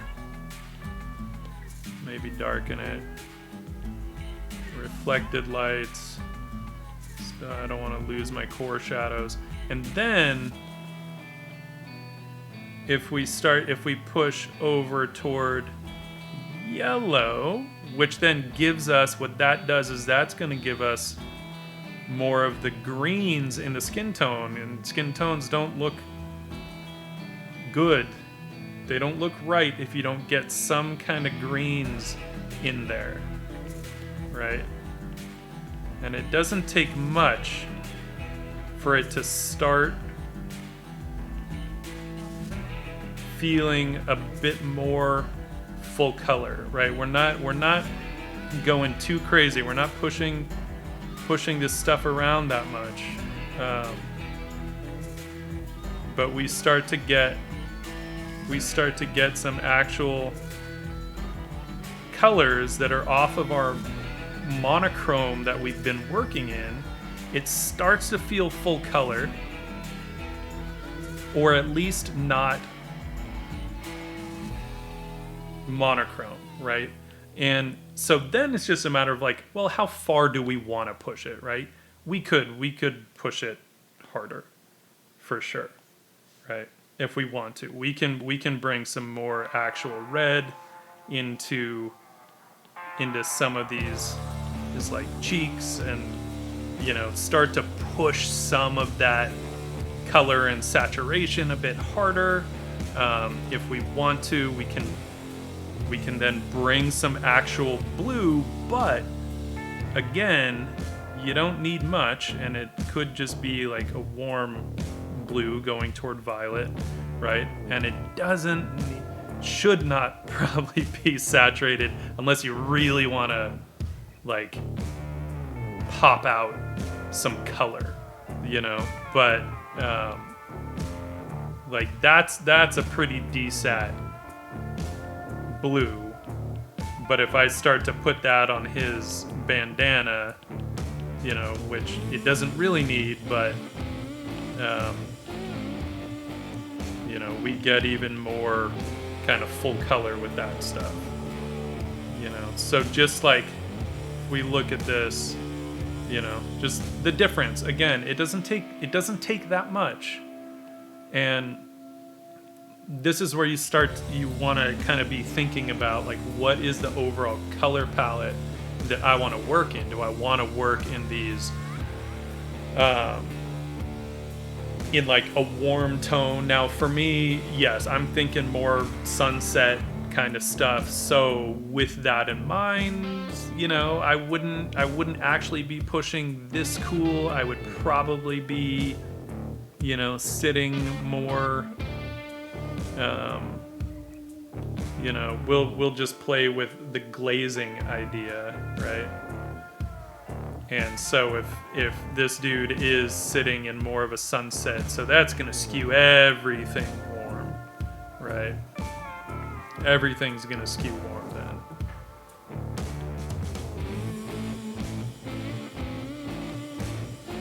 And so thinking about, if we start thinking about color being relative, which it is because it's relative to the light source, right, that we're dealing with,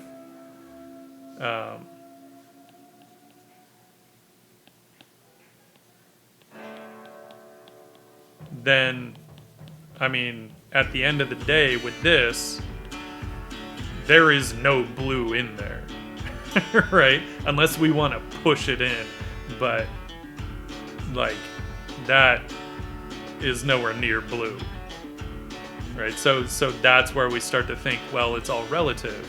And suppose that was a more saturated blue bandana, then most likely what we would want to do is just desat it. Why? Because if the light is a golden orange and it's hitting a blue object, you're dealing with complementary colors and they're gonna gray out, right? And so that's where our like what I call color math comes in, right?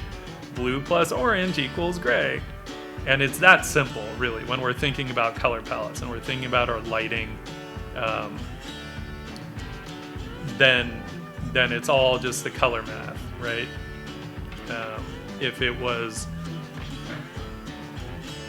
if it was green, green and orange are actually going to create a bit of a brown, right? Because they're not perfect complements. They're secondary. They're it's like more of a split complement, right? Split complement would be, green and then orange and like yellow, right? So it's splitting off from red, which is directly across from. We can show this. Harmony, don't they have like a? They have some kind of weird. I never do these. So here we're dealing with complementary colors, right?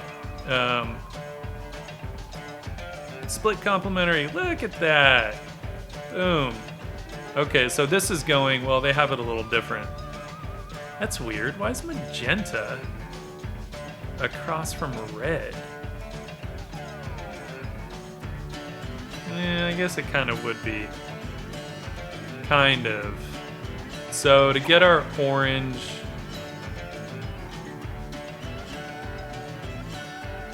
this split, I think of this as a triadic harmony. Well, no, triadic harmony would be equidistant, right? Yeah, equidistant, which is one of my favorites. Right there is like one of my favorite triadic harmonies. I don't know why. Right about like the kind of greenish yellow, cyan, teal, right?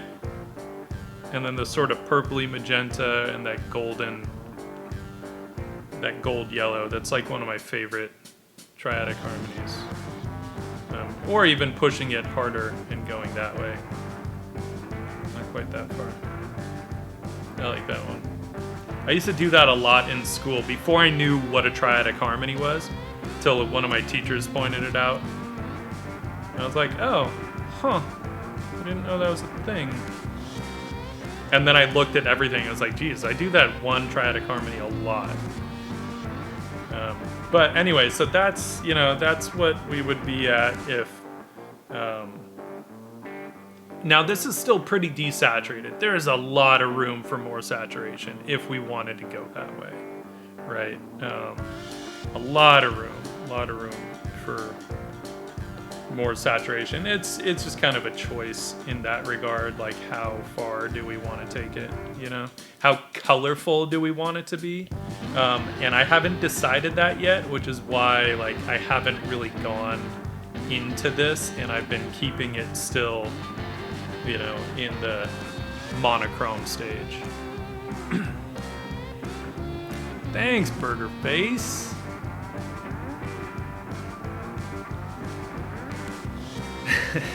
I know, I like talking art a lot. It's just fun. It's fun to think about, and it helps me to, think through stuff more. See if we brought back some of that stuff. But so yeah, I mean, at a certain point, the color is gonna tell, its own, a whole other story. That's really where the light will kind of come through. Will really be in the color. So yeah. Let's paint up our dude over here.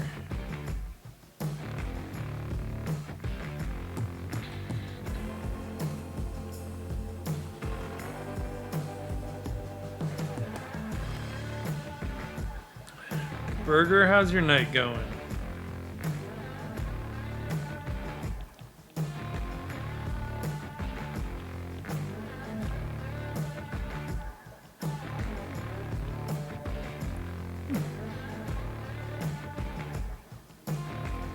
This guy's face is cracking me up. I didn't actually want him to have like this buck teeth. I'm tempted to keep it, but I don't know if I want to keep them. I know they're like kind of funny, but again, I want to steer clear of it being like too comedic, you know. So like, as fun as they are, I'm probably not going to keep the buck teeth.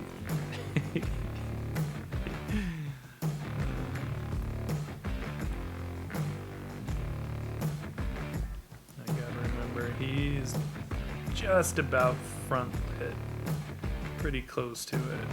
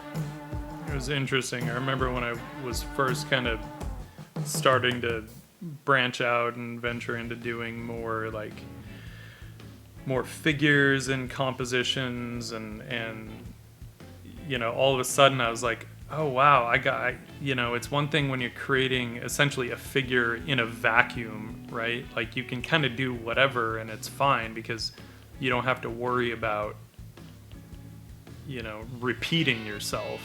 Because you've only got one figure in the composition, and it's no big deal. But then as soon as I started doing more, it's like, oh, I actually have to think about like different poses, different faces, different, you know, not just skin tones, but color too, you know, just even if you had two, whatever, like white people, you still gotta get some variation in there.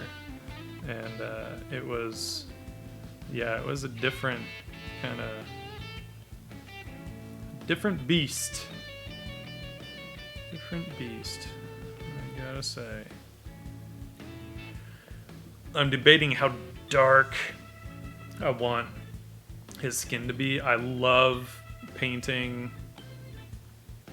like really dark skin. It's just a trip, and I love the way it catches light.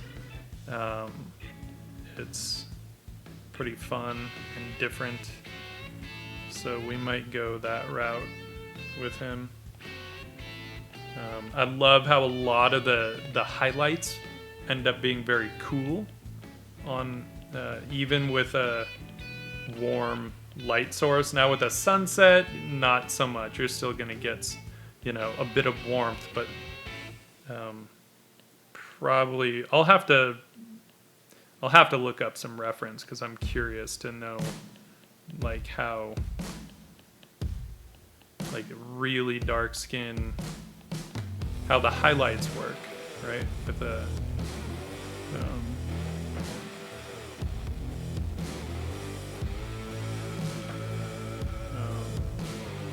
with a warm light source. Because with the normal light source, the highlights are like almost blue, you know, where they might look almost warm on lighter skin tones. It's a trip. But really fun to paint and gets us just thinking about light and color in a very different way. That I find to be a welcome and refreshing challenge. Oops, can't get rid of our rope back there.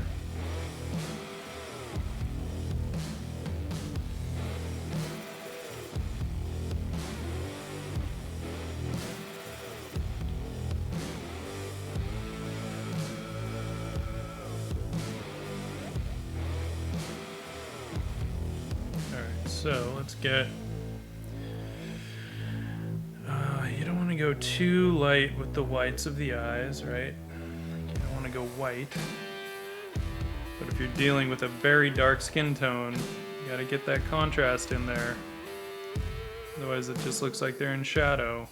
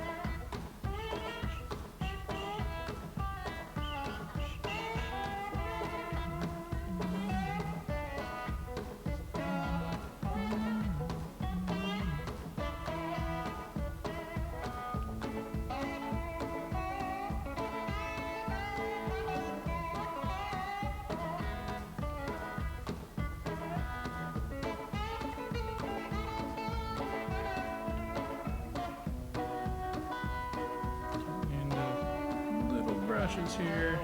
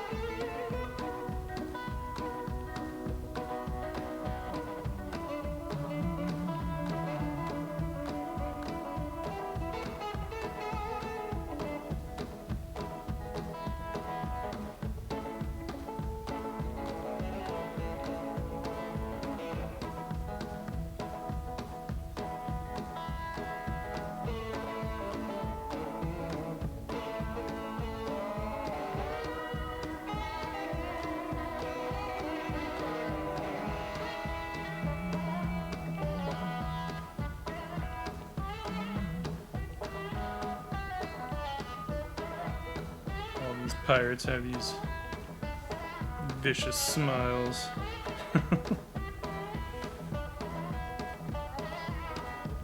No sympathy for the naval captain. Of course, he would have killed them if he could have. So, you know, can you blame them? Not really. Not really.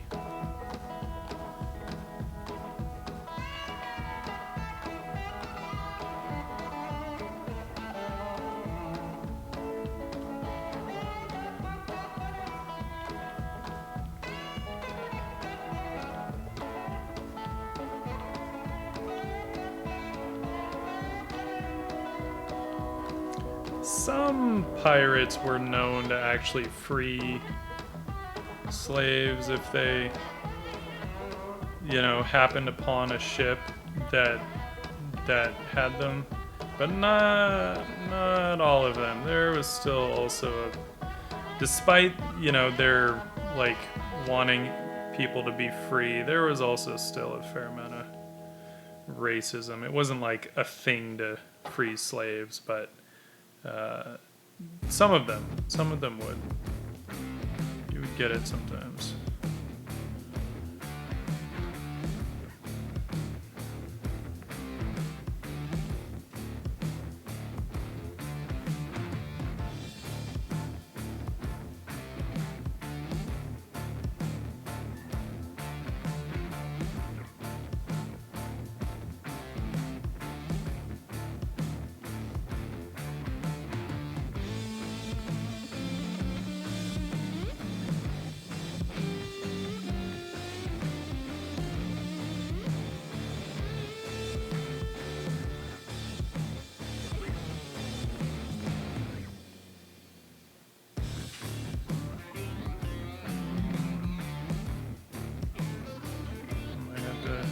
switch my brush to something that can actually handle smaller details to get that eye line correct. Damn, eye lines.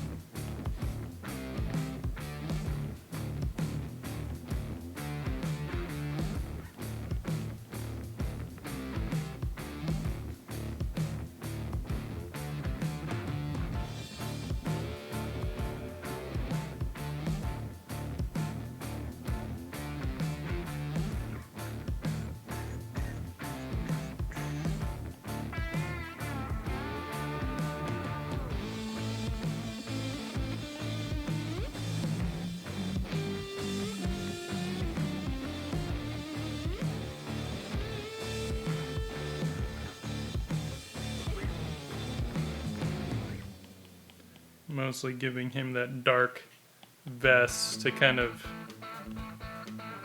you know, pop out against the dude in front. But then he'll have his light shirt. Which will give us a light collar. Actually, let's do this.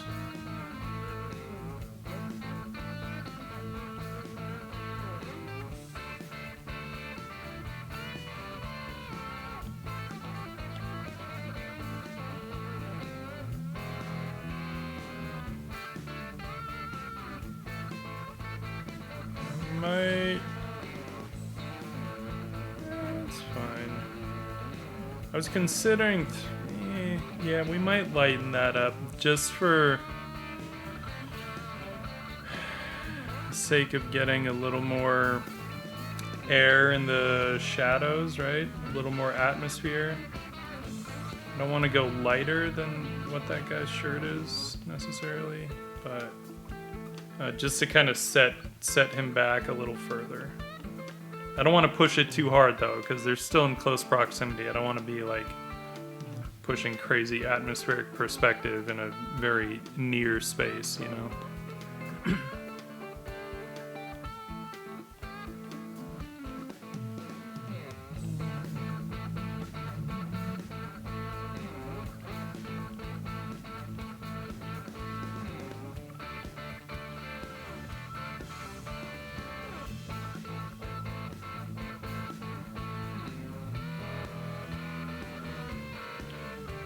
Can do maybe is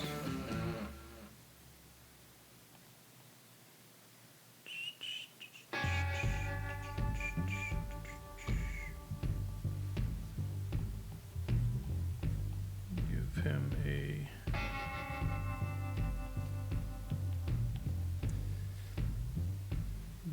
belt around his shoulders there. Tune that silhouette a little bit.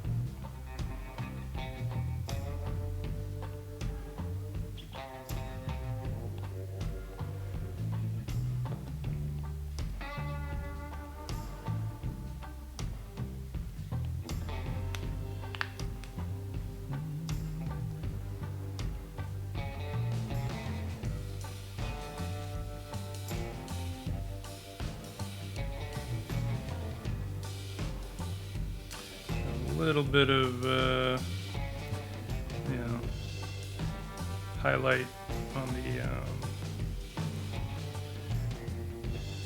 the leather.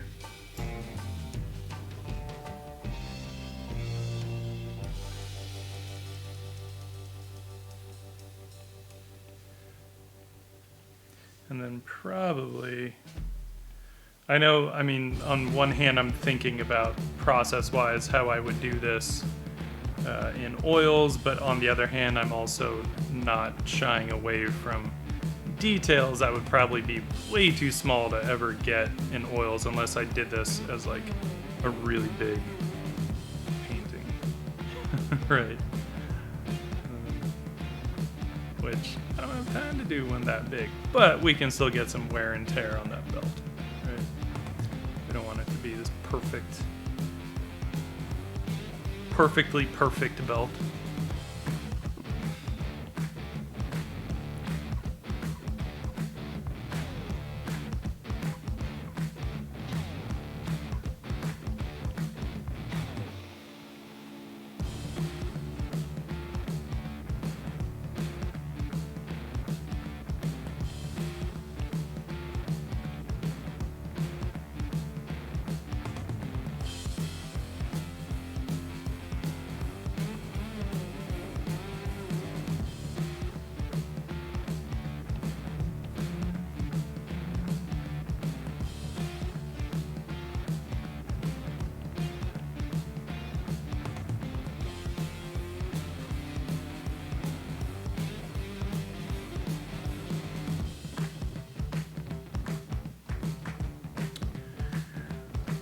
Weird. Oh, I was like, that doesn't look right because we had turned off that stuff. All right, now we've still got environment stuff to deal with. Also, this dude, as much as I put into that hand, he needs a ring or two. He really does. I feel like maybe we'd catch some of his earring also back here.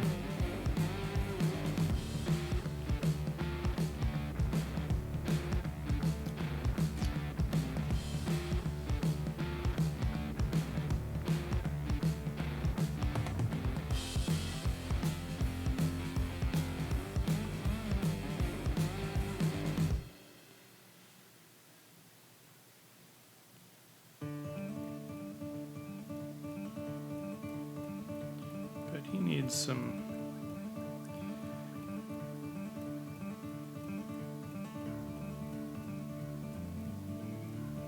kind of jewelry. I think his on his thumb and forefinger here.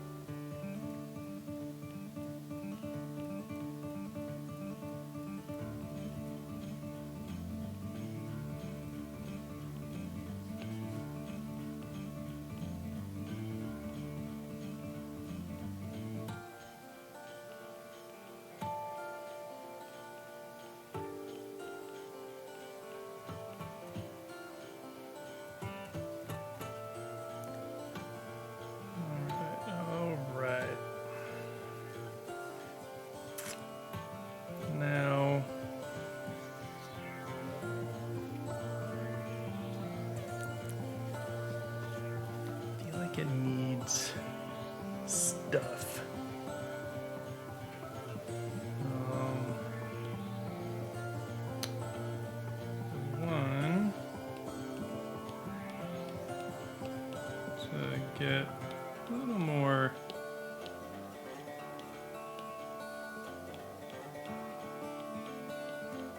Something happening down here. Not that much.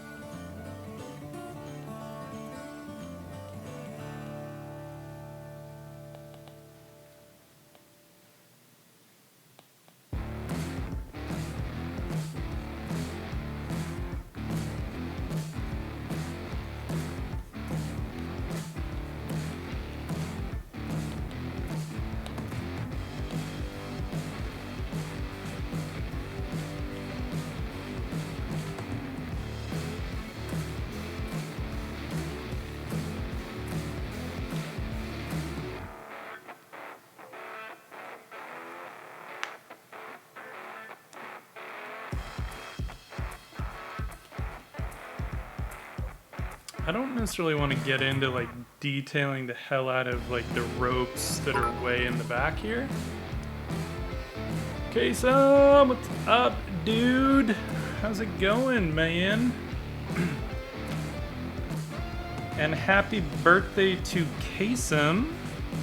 I believe yours was on Saturday, right? I kept wanting to pop into your stream, but I was not at home on Saturday for most of the day.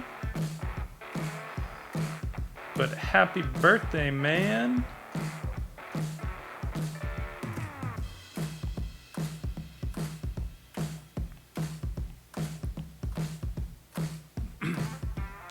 Thank you, sir. Yeah, I almost did a birthday stream tomorrow, but I don't normally stream on Tuesdays, and I do a Zoom call on Tuesdays with the family, so I figured, you know, I should probably keep that on my birthday. And we'll just do a pre-birthday stream today.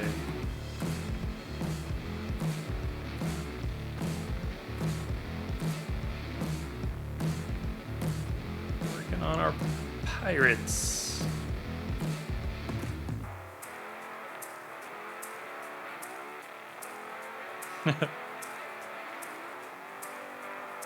Yeah, you know, prior to doing those, I was very bad about keeping in touch. My brother's very good about it. He like talks to my mom multiple times a week. And I am not so good about it. Time gets away from me. I have like all these things that I'm doing, and then of course with the day job, like the week just flies by. You know? I don't remember time moving this quickly when I was freelance.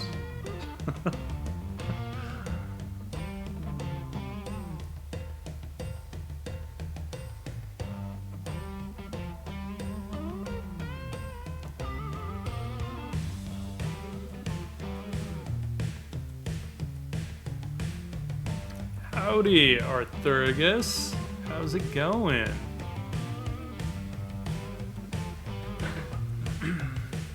Kason, did you have a good birthday?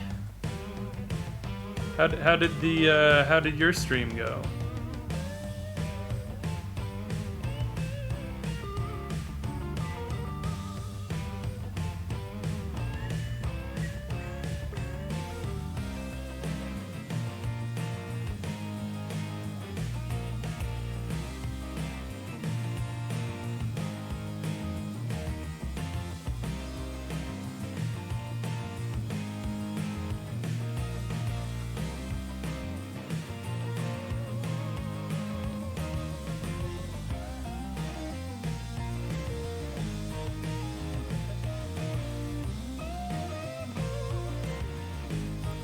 But if my color picker would work.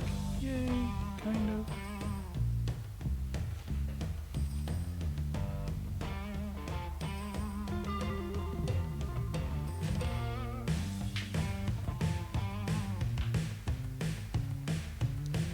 Yeah, I hear that.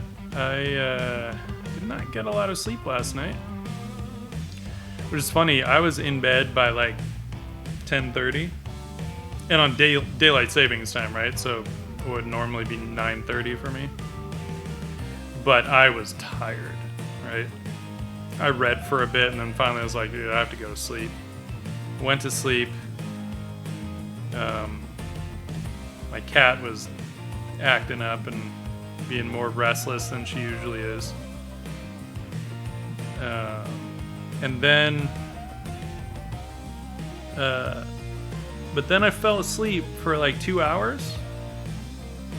And then I woke up and then I just wasn't really that tired. And this happens to me every now and then.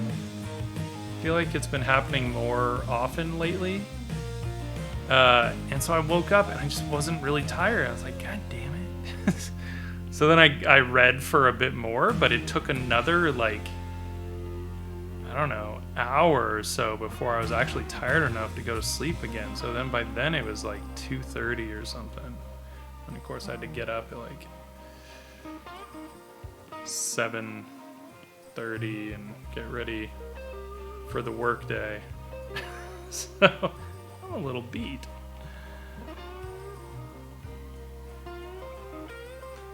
But we're working on fun shit, so it's okay. Oh, look who decided to show up. Nightbot. Imagine that.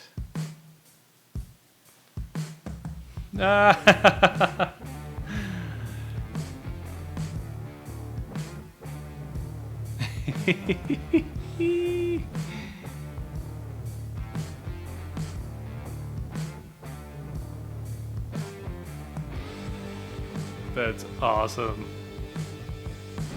Such a cute little scarf.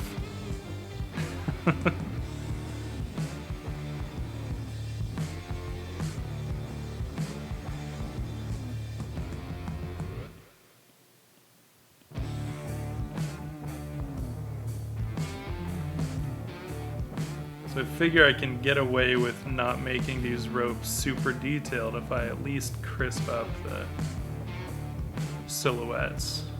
Yeah.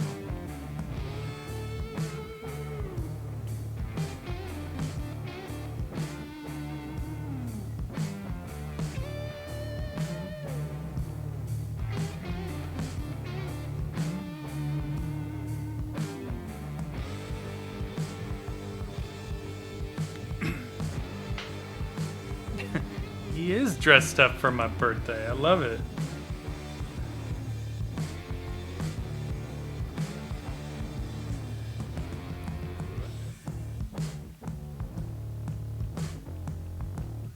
It's funny because I really thought, I was like, cool, man, I'm going to bed at like a normal hour, you know, and it's daylight savings. Man, I got this one in the bag this year. And nope. Had other plans. And then, you know, Dana kept batting at the window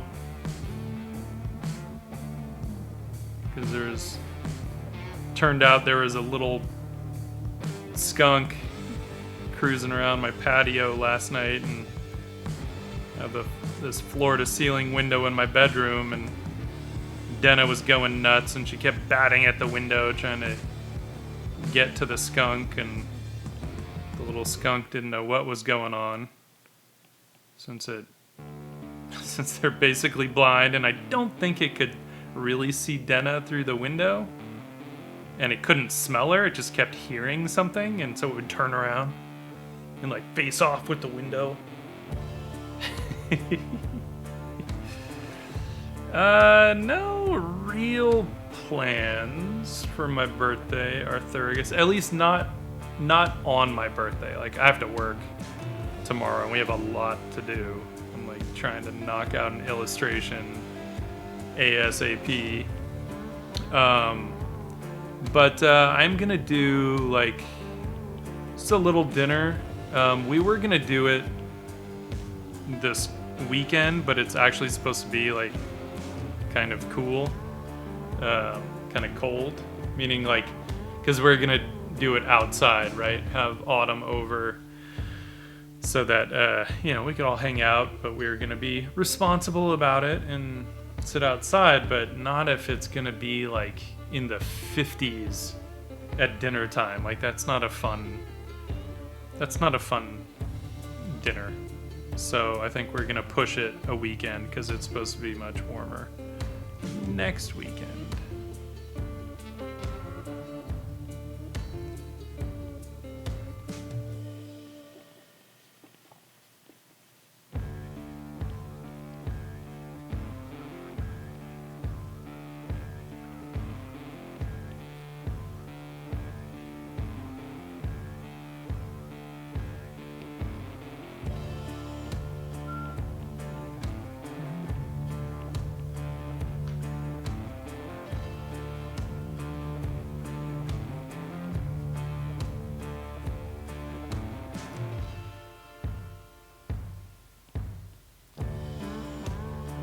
Ropes, you bastards. Alright, let's gotta do something about that rope that's piled up behind her. Because I just don't think they would have that.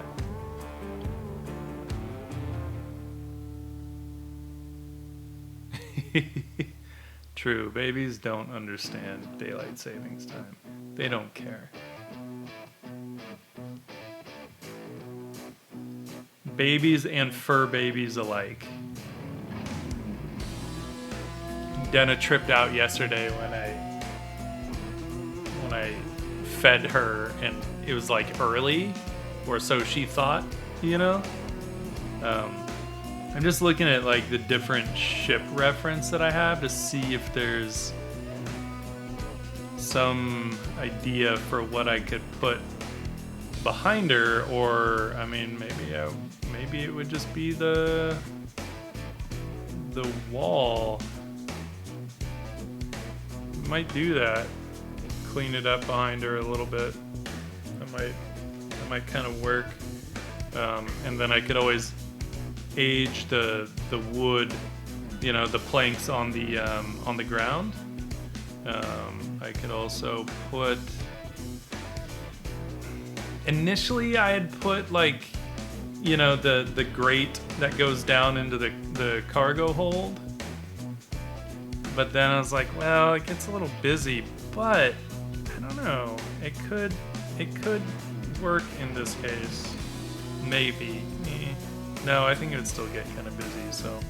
Alright, let's simplify a little bit.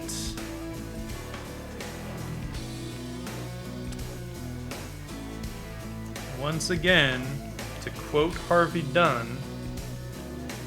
when you're looking around for what else to add to your painting, take something out. I like that little bit of advice. It's not a bad way to go. That guy knew his shit. What are shadows working here?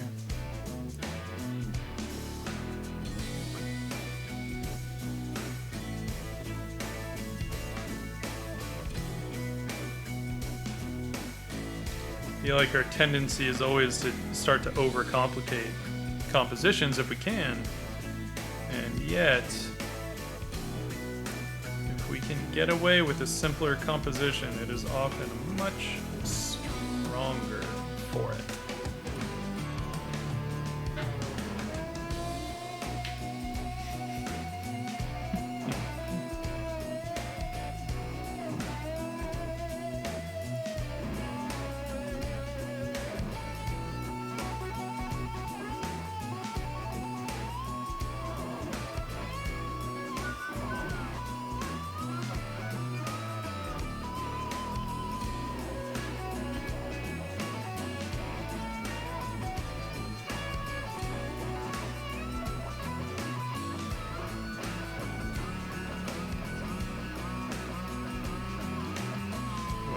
Talking about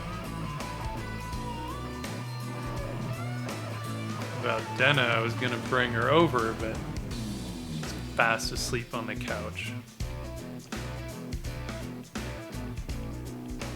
with her little paw covering her face. So we'll leave her be.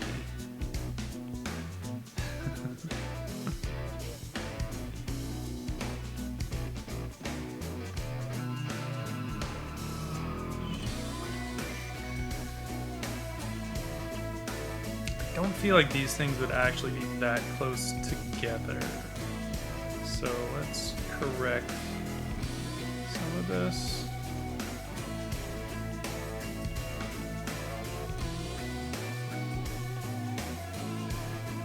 I don't know what these things are called. Whenever they tie the or wrap the ropes around to secure them. And they'll look different depending on the design of the ship. Like some of them will have these big vertical ones, and then some will have the horizontal and different kinds of like rails with giant dowels through them and stuff like that. Like there are different ways to do it, but I liked these for this particular image. So.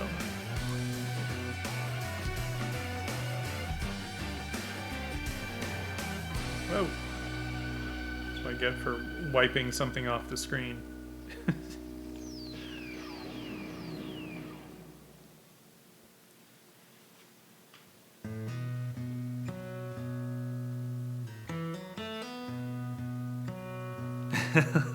Yeah, I liked the idea of her being barefoot. You know, sailors didn't always go barefoot, but you know, it makes sense, especially like out in like the tropics.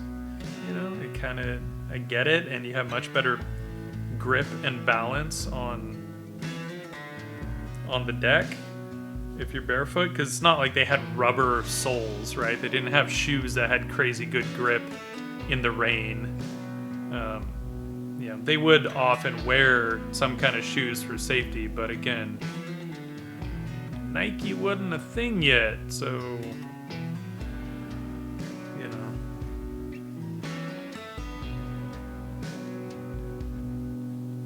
And yeah, I like that it just kind of, she owns it, you know.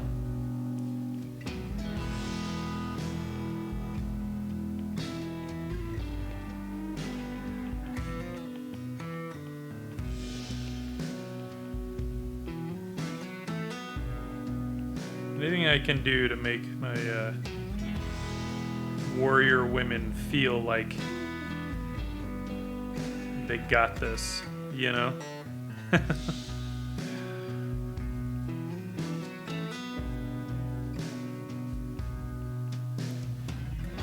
see what...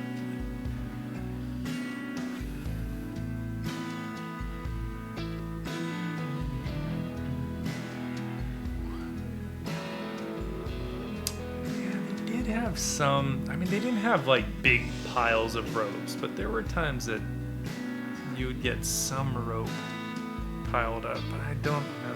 I still don't want to do it. Don't want to.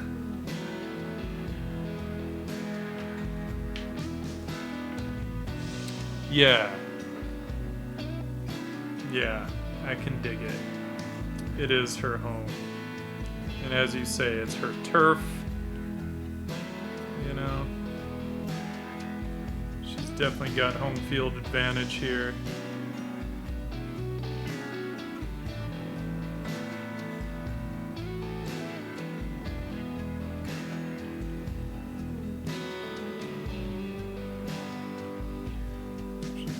Darken this stuff a little bit.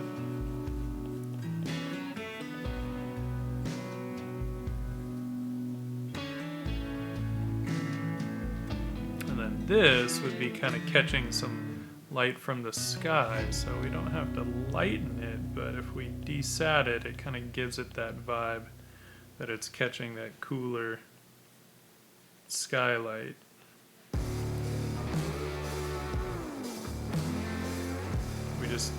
This can't be quite so high contrast. sense.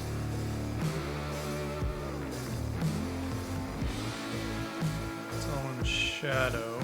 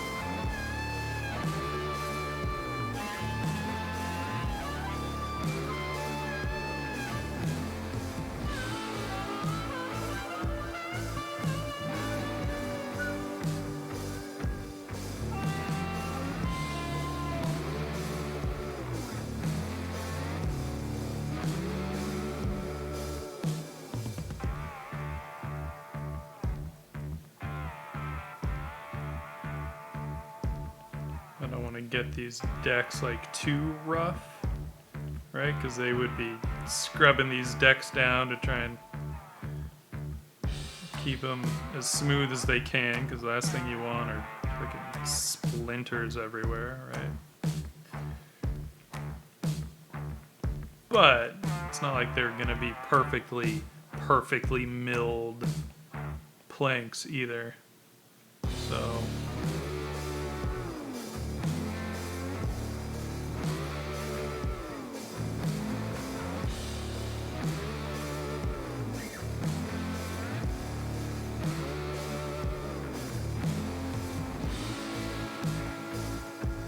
but they can be polished without being perfectly flat, right?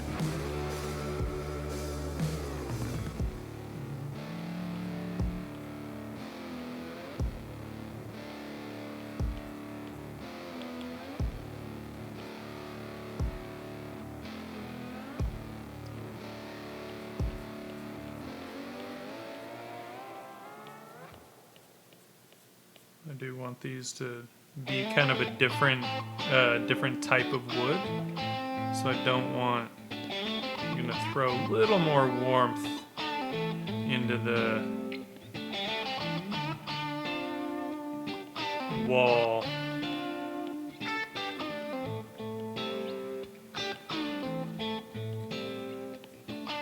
Just to help differentiate, since we have a limited resources right now, working monochrome as we are. Anything I can do to kind of, differentiate them. And again, similar to the base of the railing over here, we would be catching a bit of skylight on the deck.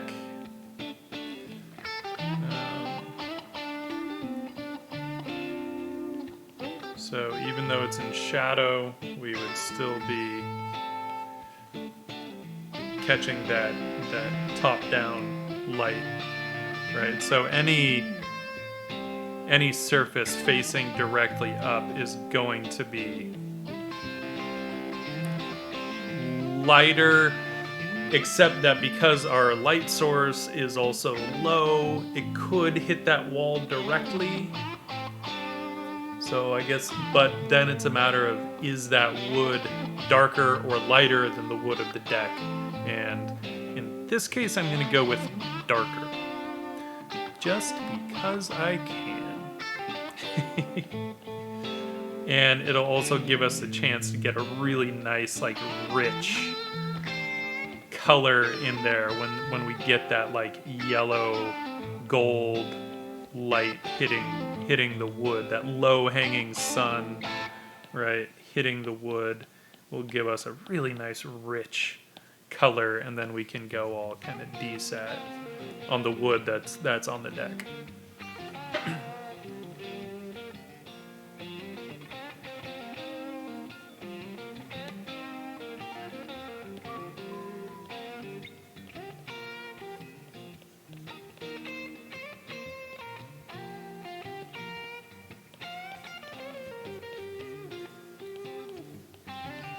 maybe we play around with some of that saturation. And let's get that damn rope painted. More rope. Urgh. Two things. I want to hit that one in the foreground because it's to the point where it's bugging me now. So, is that alpha locked? Probably is, huh? Yeah. Okay. All right, let's figure this out. It's got to be.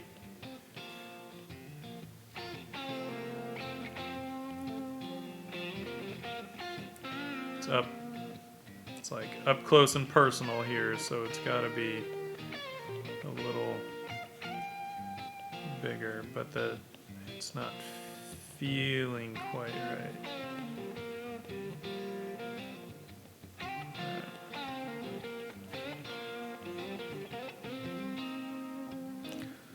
Alright, that mark is bugging me. There. We'll get to the background shit in just a sec. No point sometimes in painting the background stuff if something in the foreground is going to end up like blocking it, right? Oh, it's always so annoying at work when the client says, yeah, but we might want to be able to move things around, so can you just make sure that everything is painted out, just so that we can move the figures wherever. I'm like, but it doesn't work that way.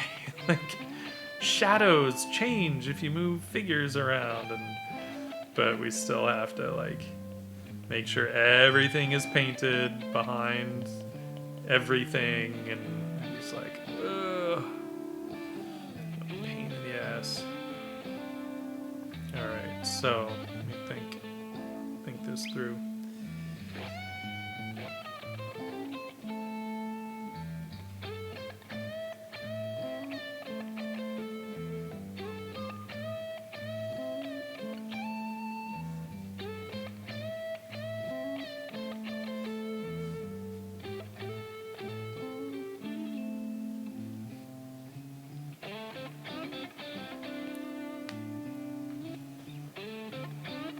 Happy birthday!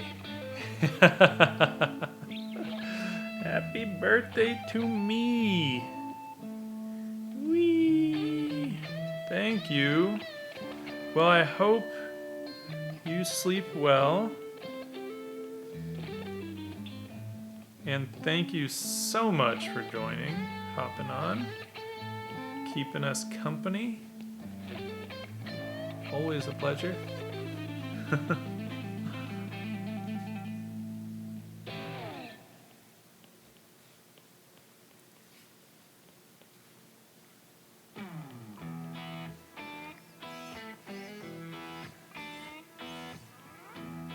Alright, let's see here.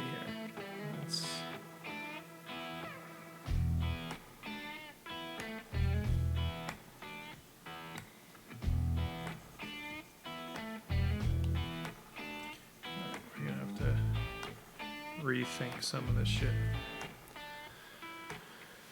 Thank you. I will. It's been nice and chill so far, so I don't think that'll change. It's how I like it. But hopefully I will see you back on Thursday. Yeah. That's when I'll be back. Totally sold on this rope here. It's not really. I wasn't 100% sold on it anyway. So let's see if we. It's kind of nice how it opens that up, actually.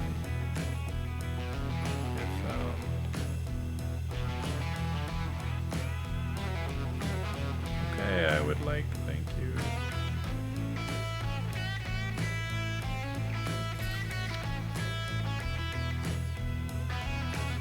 All right, Viscera, thanks for hanging out, man. Appreciate it.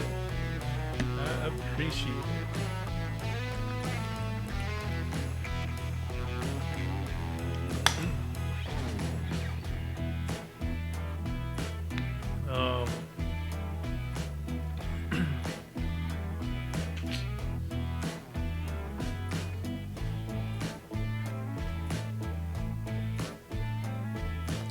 I still don't hate the idea of the rope. My pleasure, dude. I'm just happy to share it with folks.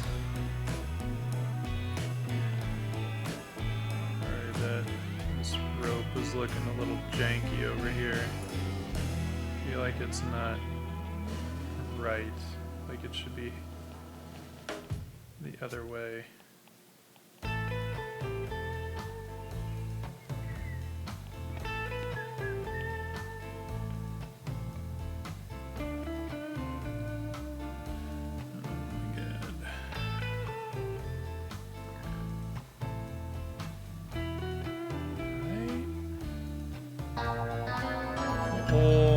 Getting a raid from Archer Kell. Damn, is it that time already? 10 o'clock. Yo, dude. Yo, dude. Trying to think. How's it going, man? Welcome, Raiders. Welcome, Autumn. How are you doing, my friend? Ah, Sariana. Thank you.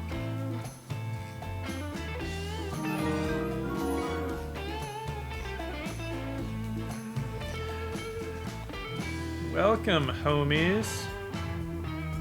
We're still painting some rope over here.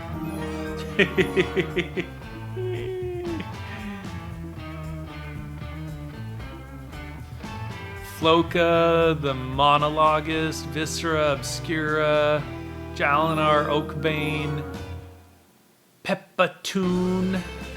Thanks, Sariana, for those gifted subs.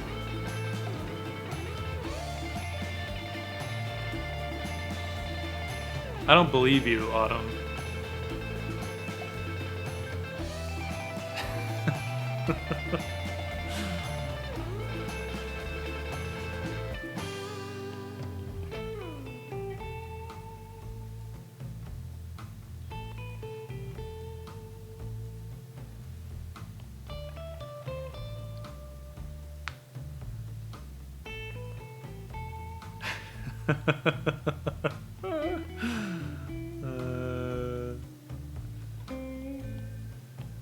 Alright, let's see here. We are going to get some rope, but not doing the same thing. It's just going to be here. Like so.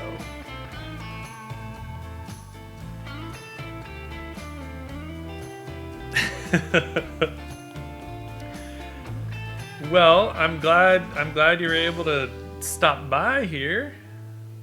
I appreciate that. I appreciate the raiders. I appreciate you. We're just like trying to power through this rope shenanigans so that you know, then hopefully Thursday we can move into some proper color.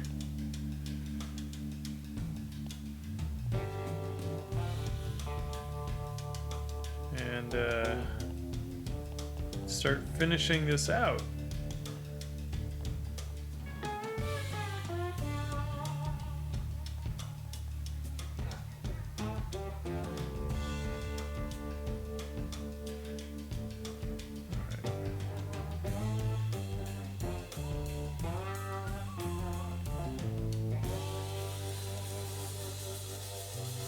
Thank you, French narrator. I do pretty much. You know, Burger, I try to keep my processes as similar as I can, just so that it's not so painful when I have to bounce back and forth. Because, man, it used to be like, it would throw me for a loop right? I'd be doing mostly digital stuff at work, and then all of a sudden we'd be doing pencils, and I'd just be like, wait, what the hell am I doing again? And then I'd get used to pencils, and then we'd have to do some digital stuff, and I'd be like, wait, what's my process for this again? So I do try and I do try and keep them as similar as I can now, just so I don't have to deal with that shit. It's painful.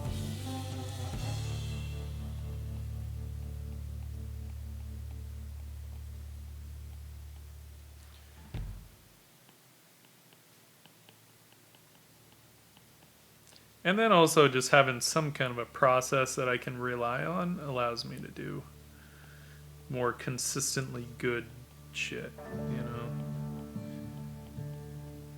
With enough room, of course, to experiment within that.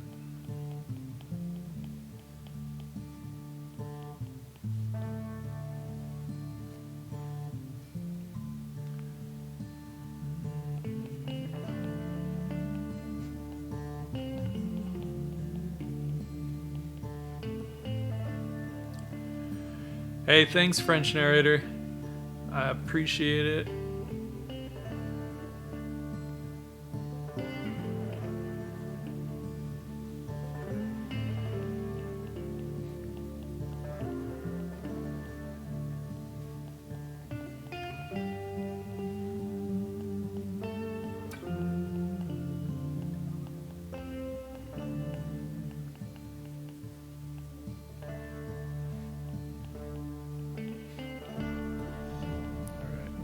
Alpha lock this again and get some bit more lighting in here once we correct this rope a little bit, because it's too straight across and it should be more diagonal, right? Not that matters too much. I'll probably end up blurring it a bit more anyway, so whatevs. But let's get some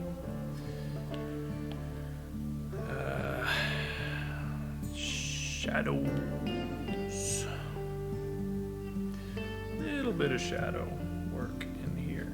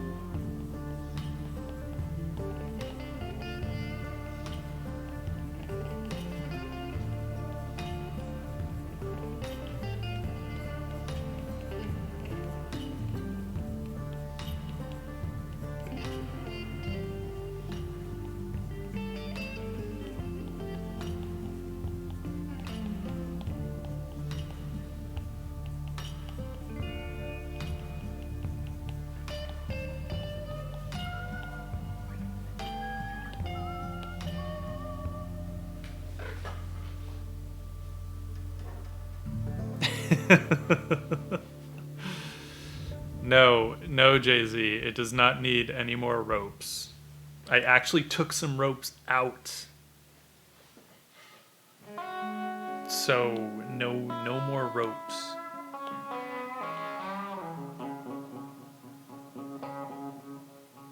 That'll be cool once it's blurred. I'm not gonna blur it yet until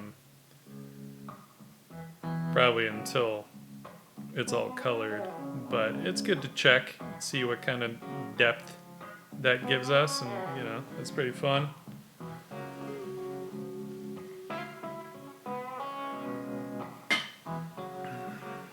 I can dig it. Oh, look at that, it's stretched anyway. Thank you for that stretch, Burger Face. More cowbell. Oh. I wish I had a cowbell sound, but I don't. But we are gonna get up and stretch here. Stretch those backs of the legs.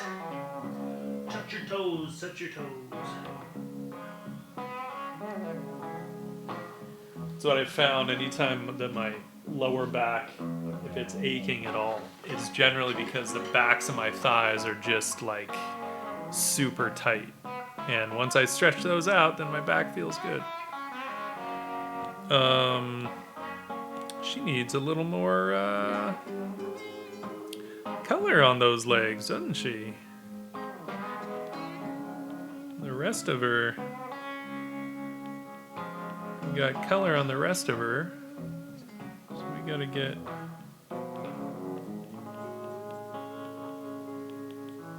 some color on them legs. No, the rest of her is actually fairly, it's probably because that back wall is all saturated, so she's looking a little desat. But that's okay. It's okay. Oh, it was on airbrush. That's why I was like, why is this not... This isn't acting the way I want it to.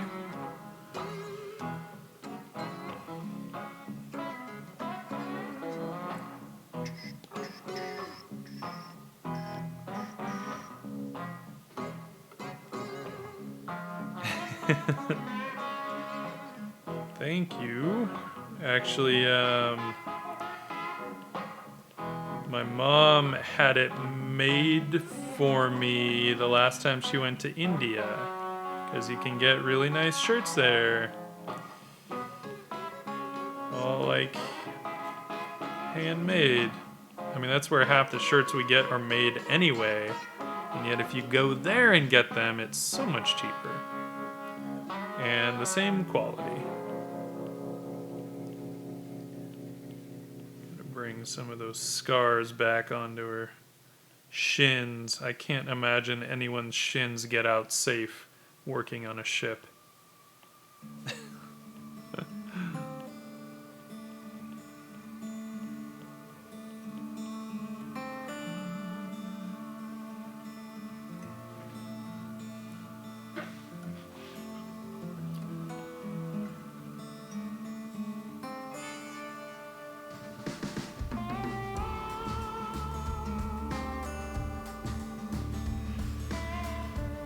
Yeah, I haven't been wearing as fancy as stuff lately.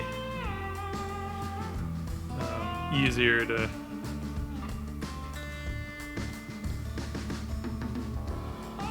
just put on a t-shirt. I mean, you know, I still wear my selvage denim jeans, of course, but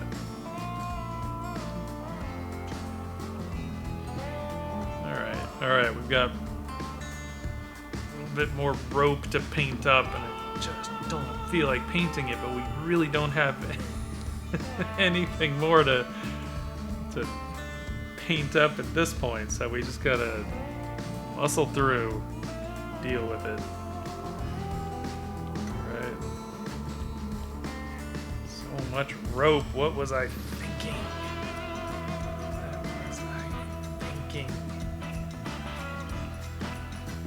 For it.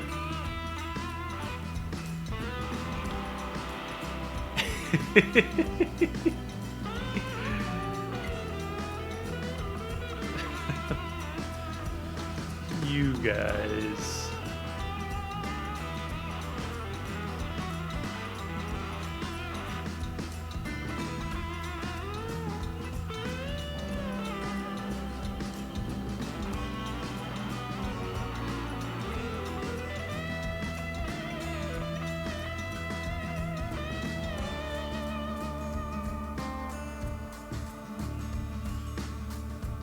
I used to be really into hoodies. I mean, I have one hoodie that I wear sometimes, like if I just need, like, you know, another layer, but I don't want it to be too warm because it's a very thin hoodie. But it's rare. And it is still an All Saints hoodie, so, you know, it's not like a sweatshirt kind of thing.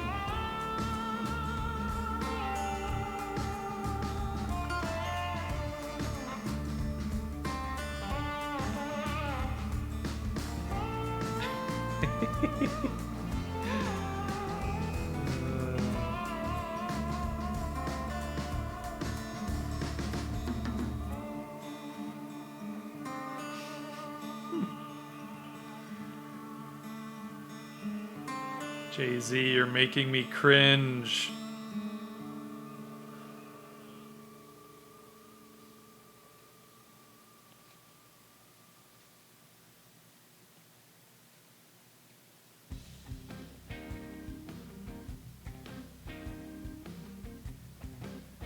I feel like it is so much easier actually if I just start with the dark and paint the light over it. Also seems to give me more like dimension in the rope. So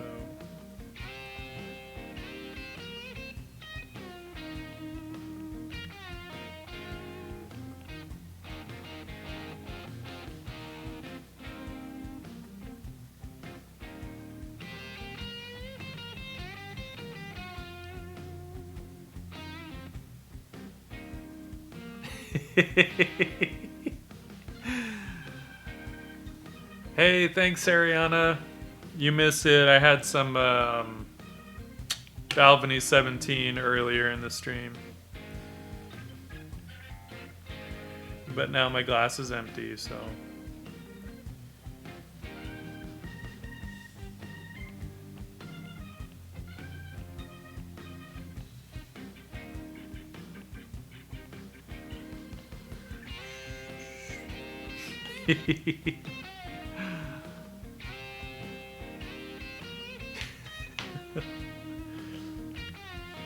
I know, I was gonna bring Benna over on camera, but she's fast asleep on the couch.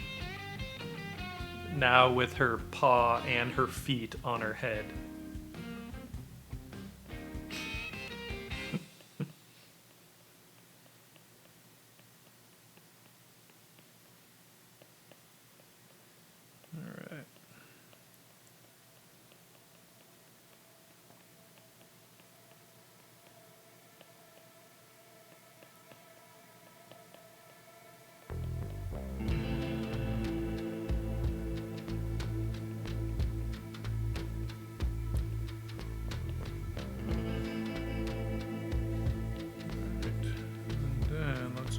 Get like the end of it and down there.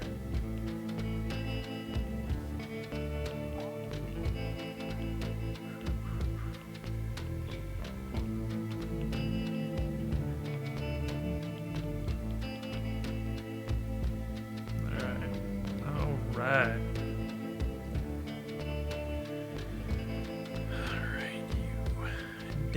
Rope.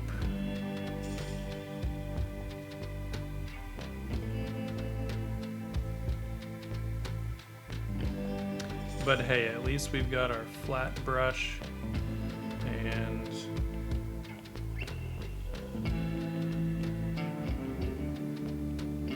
it makes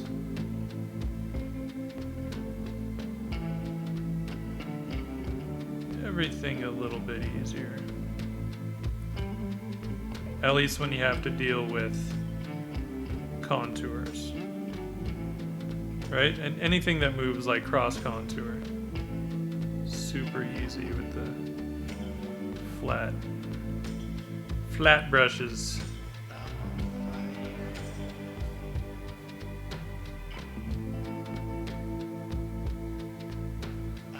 And maybe let's get some unevenness in this here rope, right? You don't want it all to be like perfectly whatever.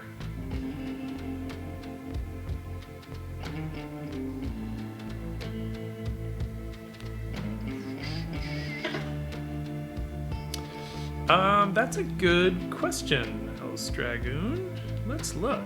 We can look at that. We are 13 hours and 13 minutes into it. and 52,704 strokes. Cool, we still have 19 layers available. Sweet.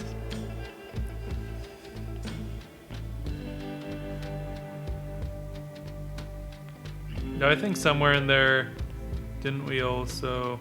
I don't know if that was on this one. No, that wasn't on this one.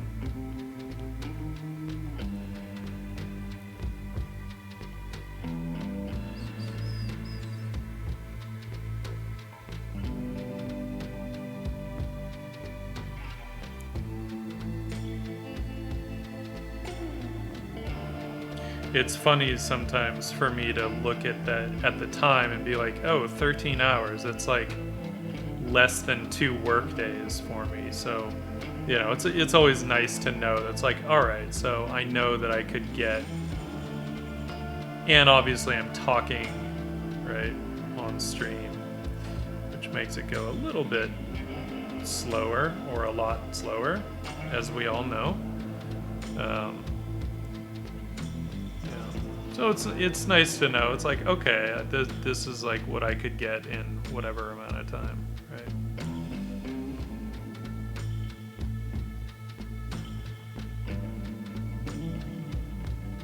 I'm not sure, like, if I was just working on this, like, off stream, I don't know how long it would take me to get to this point. I feel like it would probably be... I feel like it would be about 8 hours of work for me to get to this point if I was just working on it off stream. I might be able to get here a little quicker, but I don't know. I'm gonna be hard pressed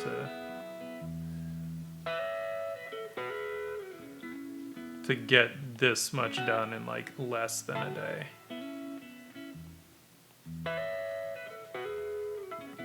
But the nice thing with having the time in between is you get to kind of ponder and make, you know, maybe make some different choices than you normally would if you were just cranking through it in one day, you know.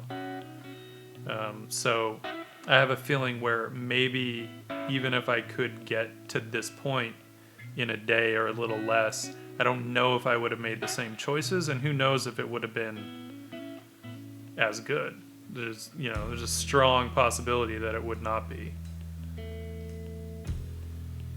So that's always something to kind of take into consideration. One of the reasons that I started really wanting to take my time with stuff on stream is to see, like, give myself the chance to do something differently than I might if I'm just like trying to crank through it, you know. That stuff's built into oil painting as you wait for shit to dry, you know, but with digital we don't have to do that, so we'll just like go as fast as our brain can handle, and damn the consequences, right?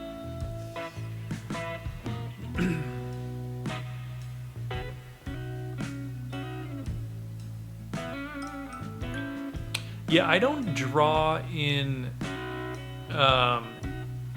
as many chunks. Like, stream definitely breaks it up more, and it's nice. Like, I definitely I've come to enjoy it. At first it was a little weird, and it was hard for me to kind of like, it would take me a while to warm up to the piece again, you know.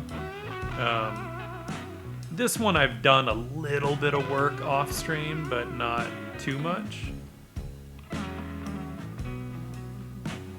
So,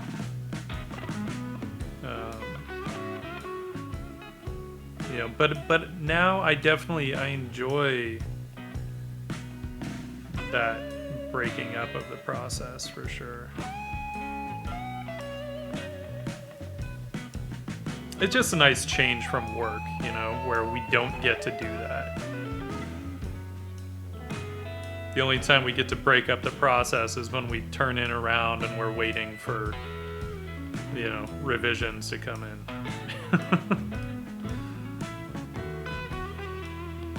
Alright, let's go back to our airbrush.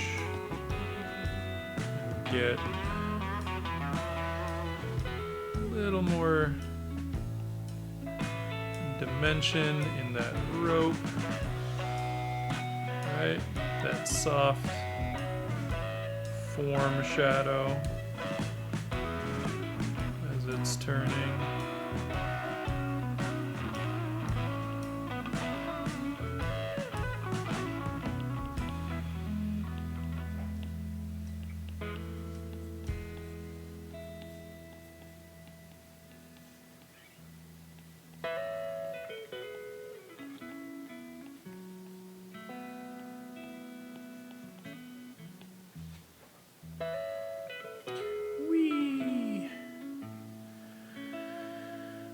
We're getting into a pretty good place here to probably start really throwing in some color. We played around. I was just kind of giving an example of how little we can push the color, you know, and still have it feel like it's full color, right? So I was playing with knowing that this is going to be like low-hanging sun, golden hour kind of thing. So I was just kind of talking about that earlier, and how none of this stuff is really far off. You know, it's all still sitting in these warms, right? So even his like blue bandana is, you know, that's the closest we're getting to blue in there. So yeah, we were just kind of talking about how color is relative to the light source, right? So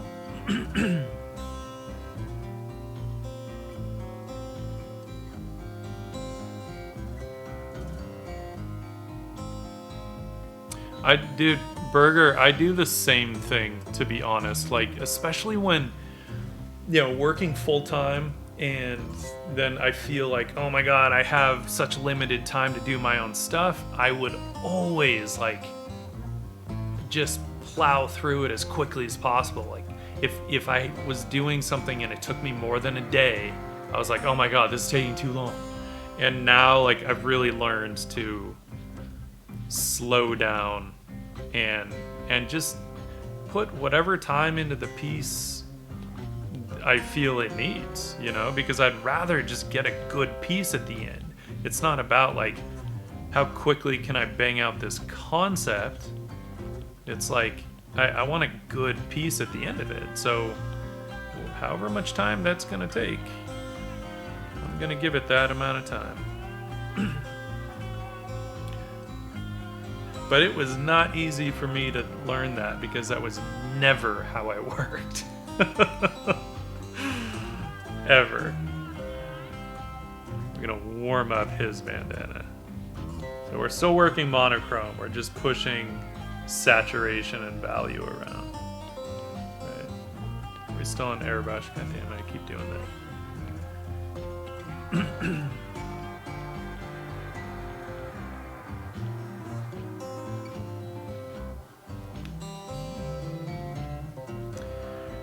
And I'm debating, like, if I want him to have like I think I want him to actually have like a blue coat. Just because I'm thinking about all, you know, the wood, the ropes, just the warmer tones. And I think just to kind of, because he's not facing us, right? He's the one person whose face we can't see. So to draw some attention to him, I'm thinking that I will go with a blue coat. And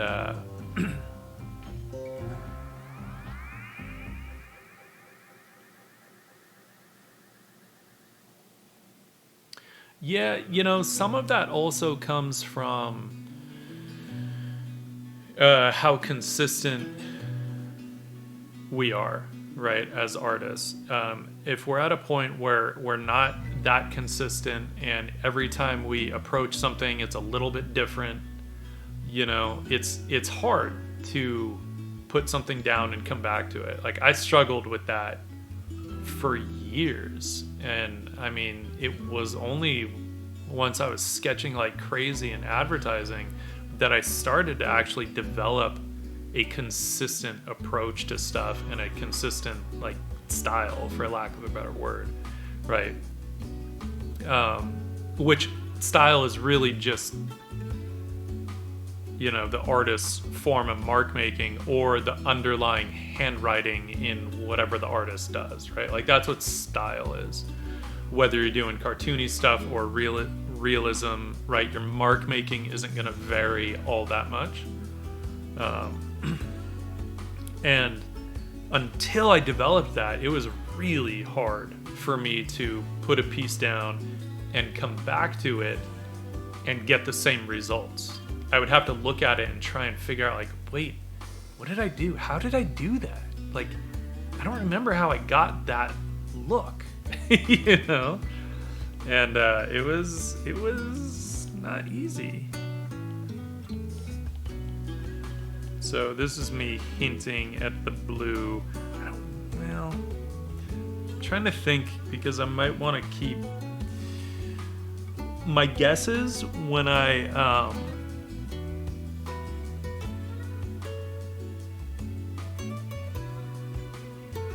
was gonna say, when I start adding color, I might actually want some of the underpainting to show through, so I don't know if I want to go too desaturated on it. I think I would rather have the look of, you know, the kind of warmth of the underpainting showing through next to the blue, and just to give you an idea,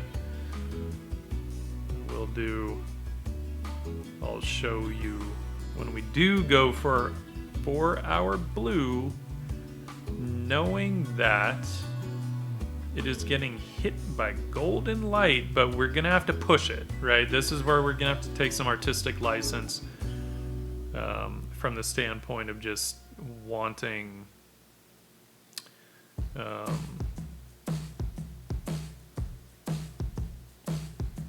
to draw some attention, but we don't have to go that saturated, right? Because that golden light hitting the blue again is gonna desat it. So, but compared to everything else, it will probably look fairly blue, right? When we get in there, right? And so when I do bring the color in, I don't like to cover up everything I did in the underpainting. You know, I like to leave some holes there where that underpainting shows through. You know, I might even do stuff where I just kick the opacity down, and then we can kick the saturation up. But we just go in light, and it's just to the point where it's like, okay, that's enough, and then don't touch it, right? There are a few ways to do that. So that would be more treating it almost like glazing.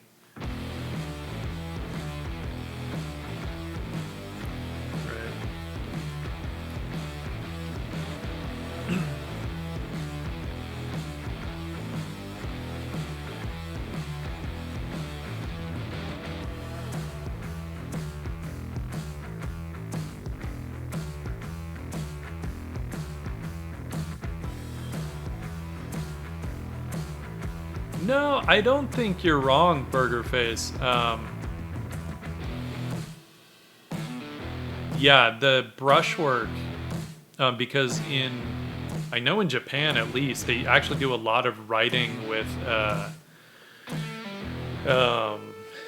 like brush pens and stuff, and so it's no wonder that they can just take to drawing and painting so easily, you know. Arthurigus, thanks for hanging out, man. I appreciate it. I'll be calling it pretty soon myself.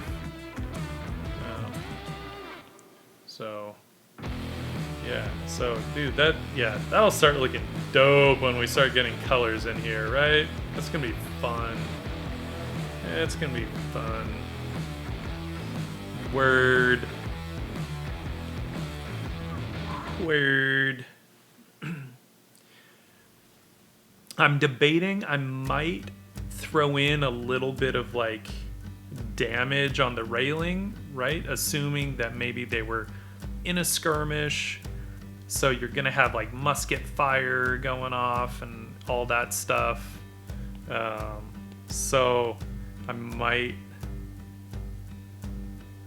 do that.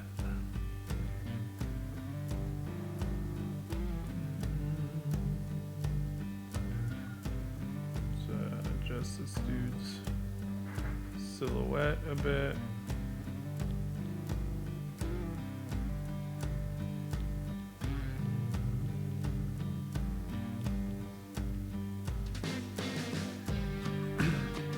Just little things to kind of like add some little details in there. Just kind of getting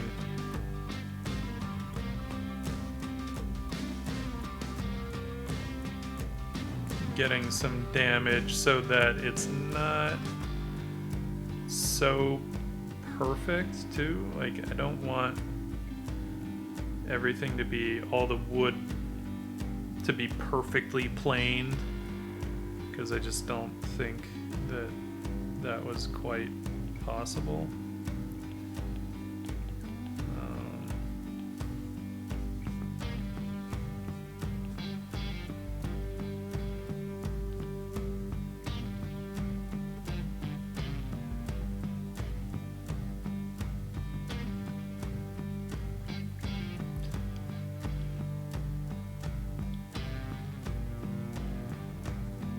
I am. Actually, tomorrow is my birthday, but I'm not streaming tomorrow. So today is our pre-birthday stream.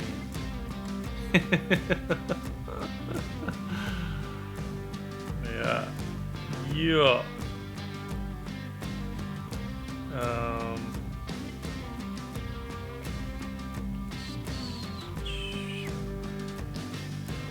No, I'm digging this. I feel like there's, I don't want to say there's something missing, but I do feel like it needs, I mean, if there was a battle, there would probably be debris and shit, right? So it might just be a matter of, let's do this on a different layer because we might not like it and then it'll be a giant pain in the ass to paint out. But I really feel like there would just be stuff, right? From cannon fire, like, and just pieces of wood splintered and who knows what else. Feel like that's kind of what it's missing, aside from a bit more texture in some of these boards and things. But some of that I was gonna leave for when I add more color, right? Because I don't want everything to be value fluctuations. It just gets noisy that way. So I was gonna leave some of that stuff to be handled with more color, temperature modulation, and that kind of stuff.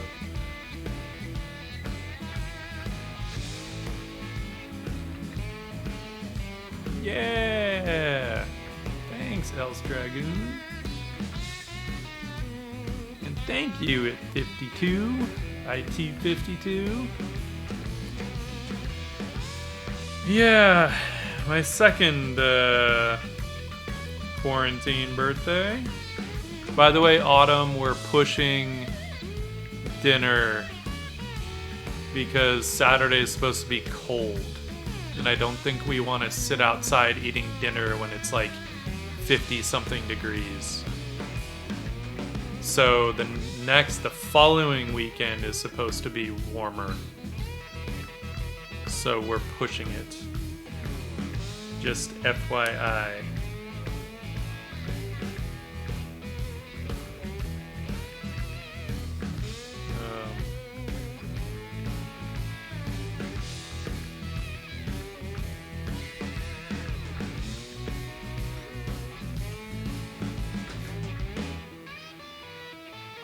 Yeah, Saturday is supposed to be 64, a high of 64. And, which means dinner time, it's going to be much cooler than that, and that's not going to be fun.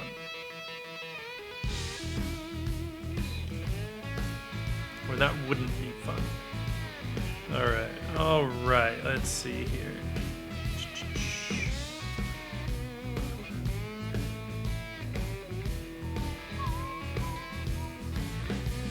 I feel like we're in a good place with this.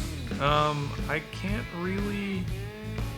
I'll probably poke through the reference I have to see like if there are any like cool ship details I can squeeze in there. There's not a lot of room for it though, so I don't know that that's the way to go. As I said earlier, quoting Harvey Dunn, if you're looking around for what else to add in your painting, take something out. And Harvey Dunn knew his shit, so, you know. Now, I already took something out, which was the rope that was bunched up behind her. So I don't really feel the need to take out more stuff. And I don't want to oversimplify it, because shits were not simple things. These things had so much shit going on, it's crazy. But that's part of what just makes them such cool subject matter, right? Is that it's like they just had so much stuff.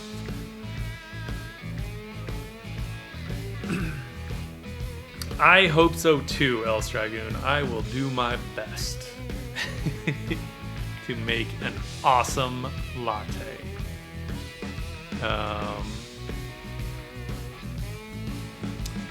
Alright, I think we're gonna call it. I think we are going to raid Meg Animation. So everyone, stick around for the raid. He might have said that too. But for now, we're gonna call it. I'll be back Thursday, and then we'll start getting into some legit color on this thing. So Thursday night, 7 p.m. Pacific Daylight Time. Thanks everyone for joining. I appreciate it. And we'll see you in a few days. We're probably on Autumn stream on Wednesday. Alright guys, raid time. Alright, peace.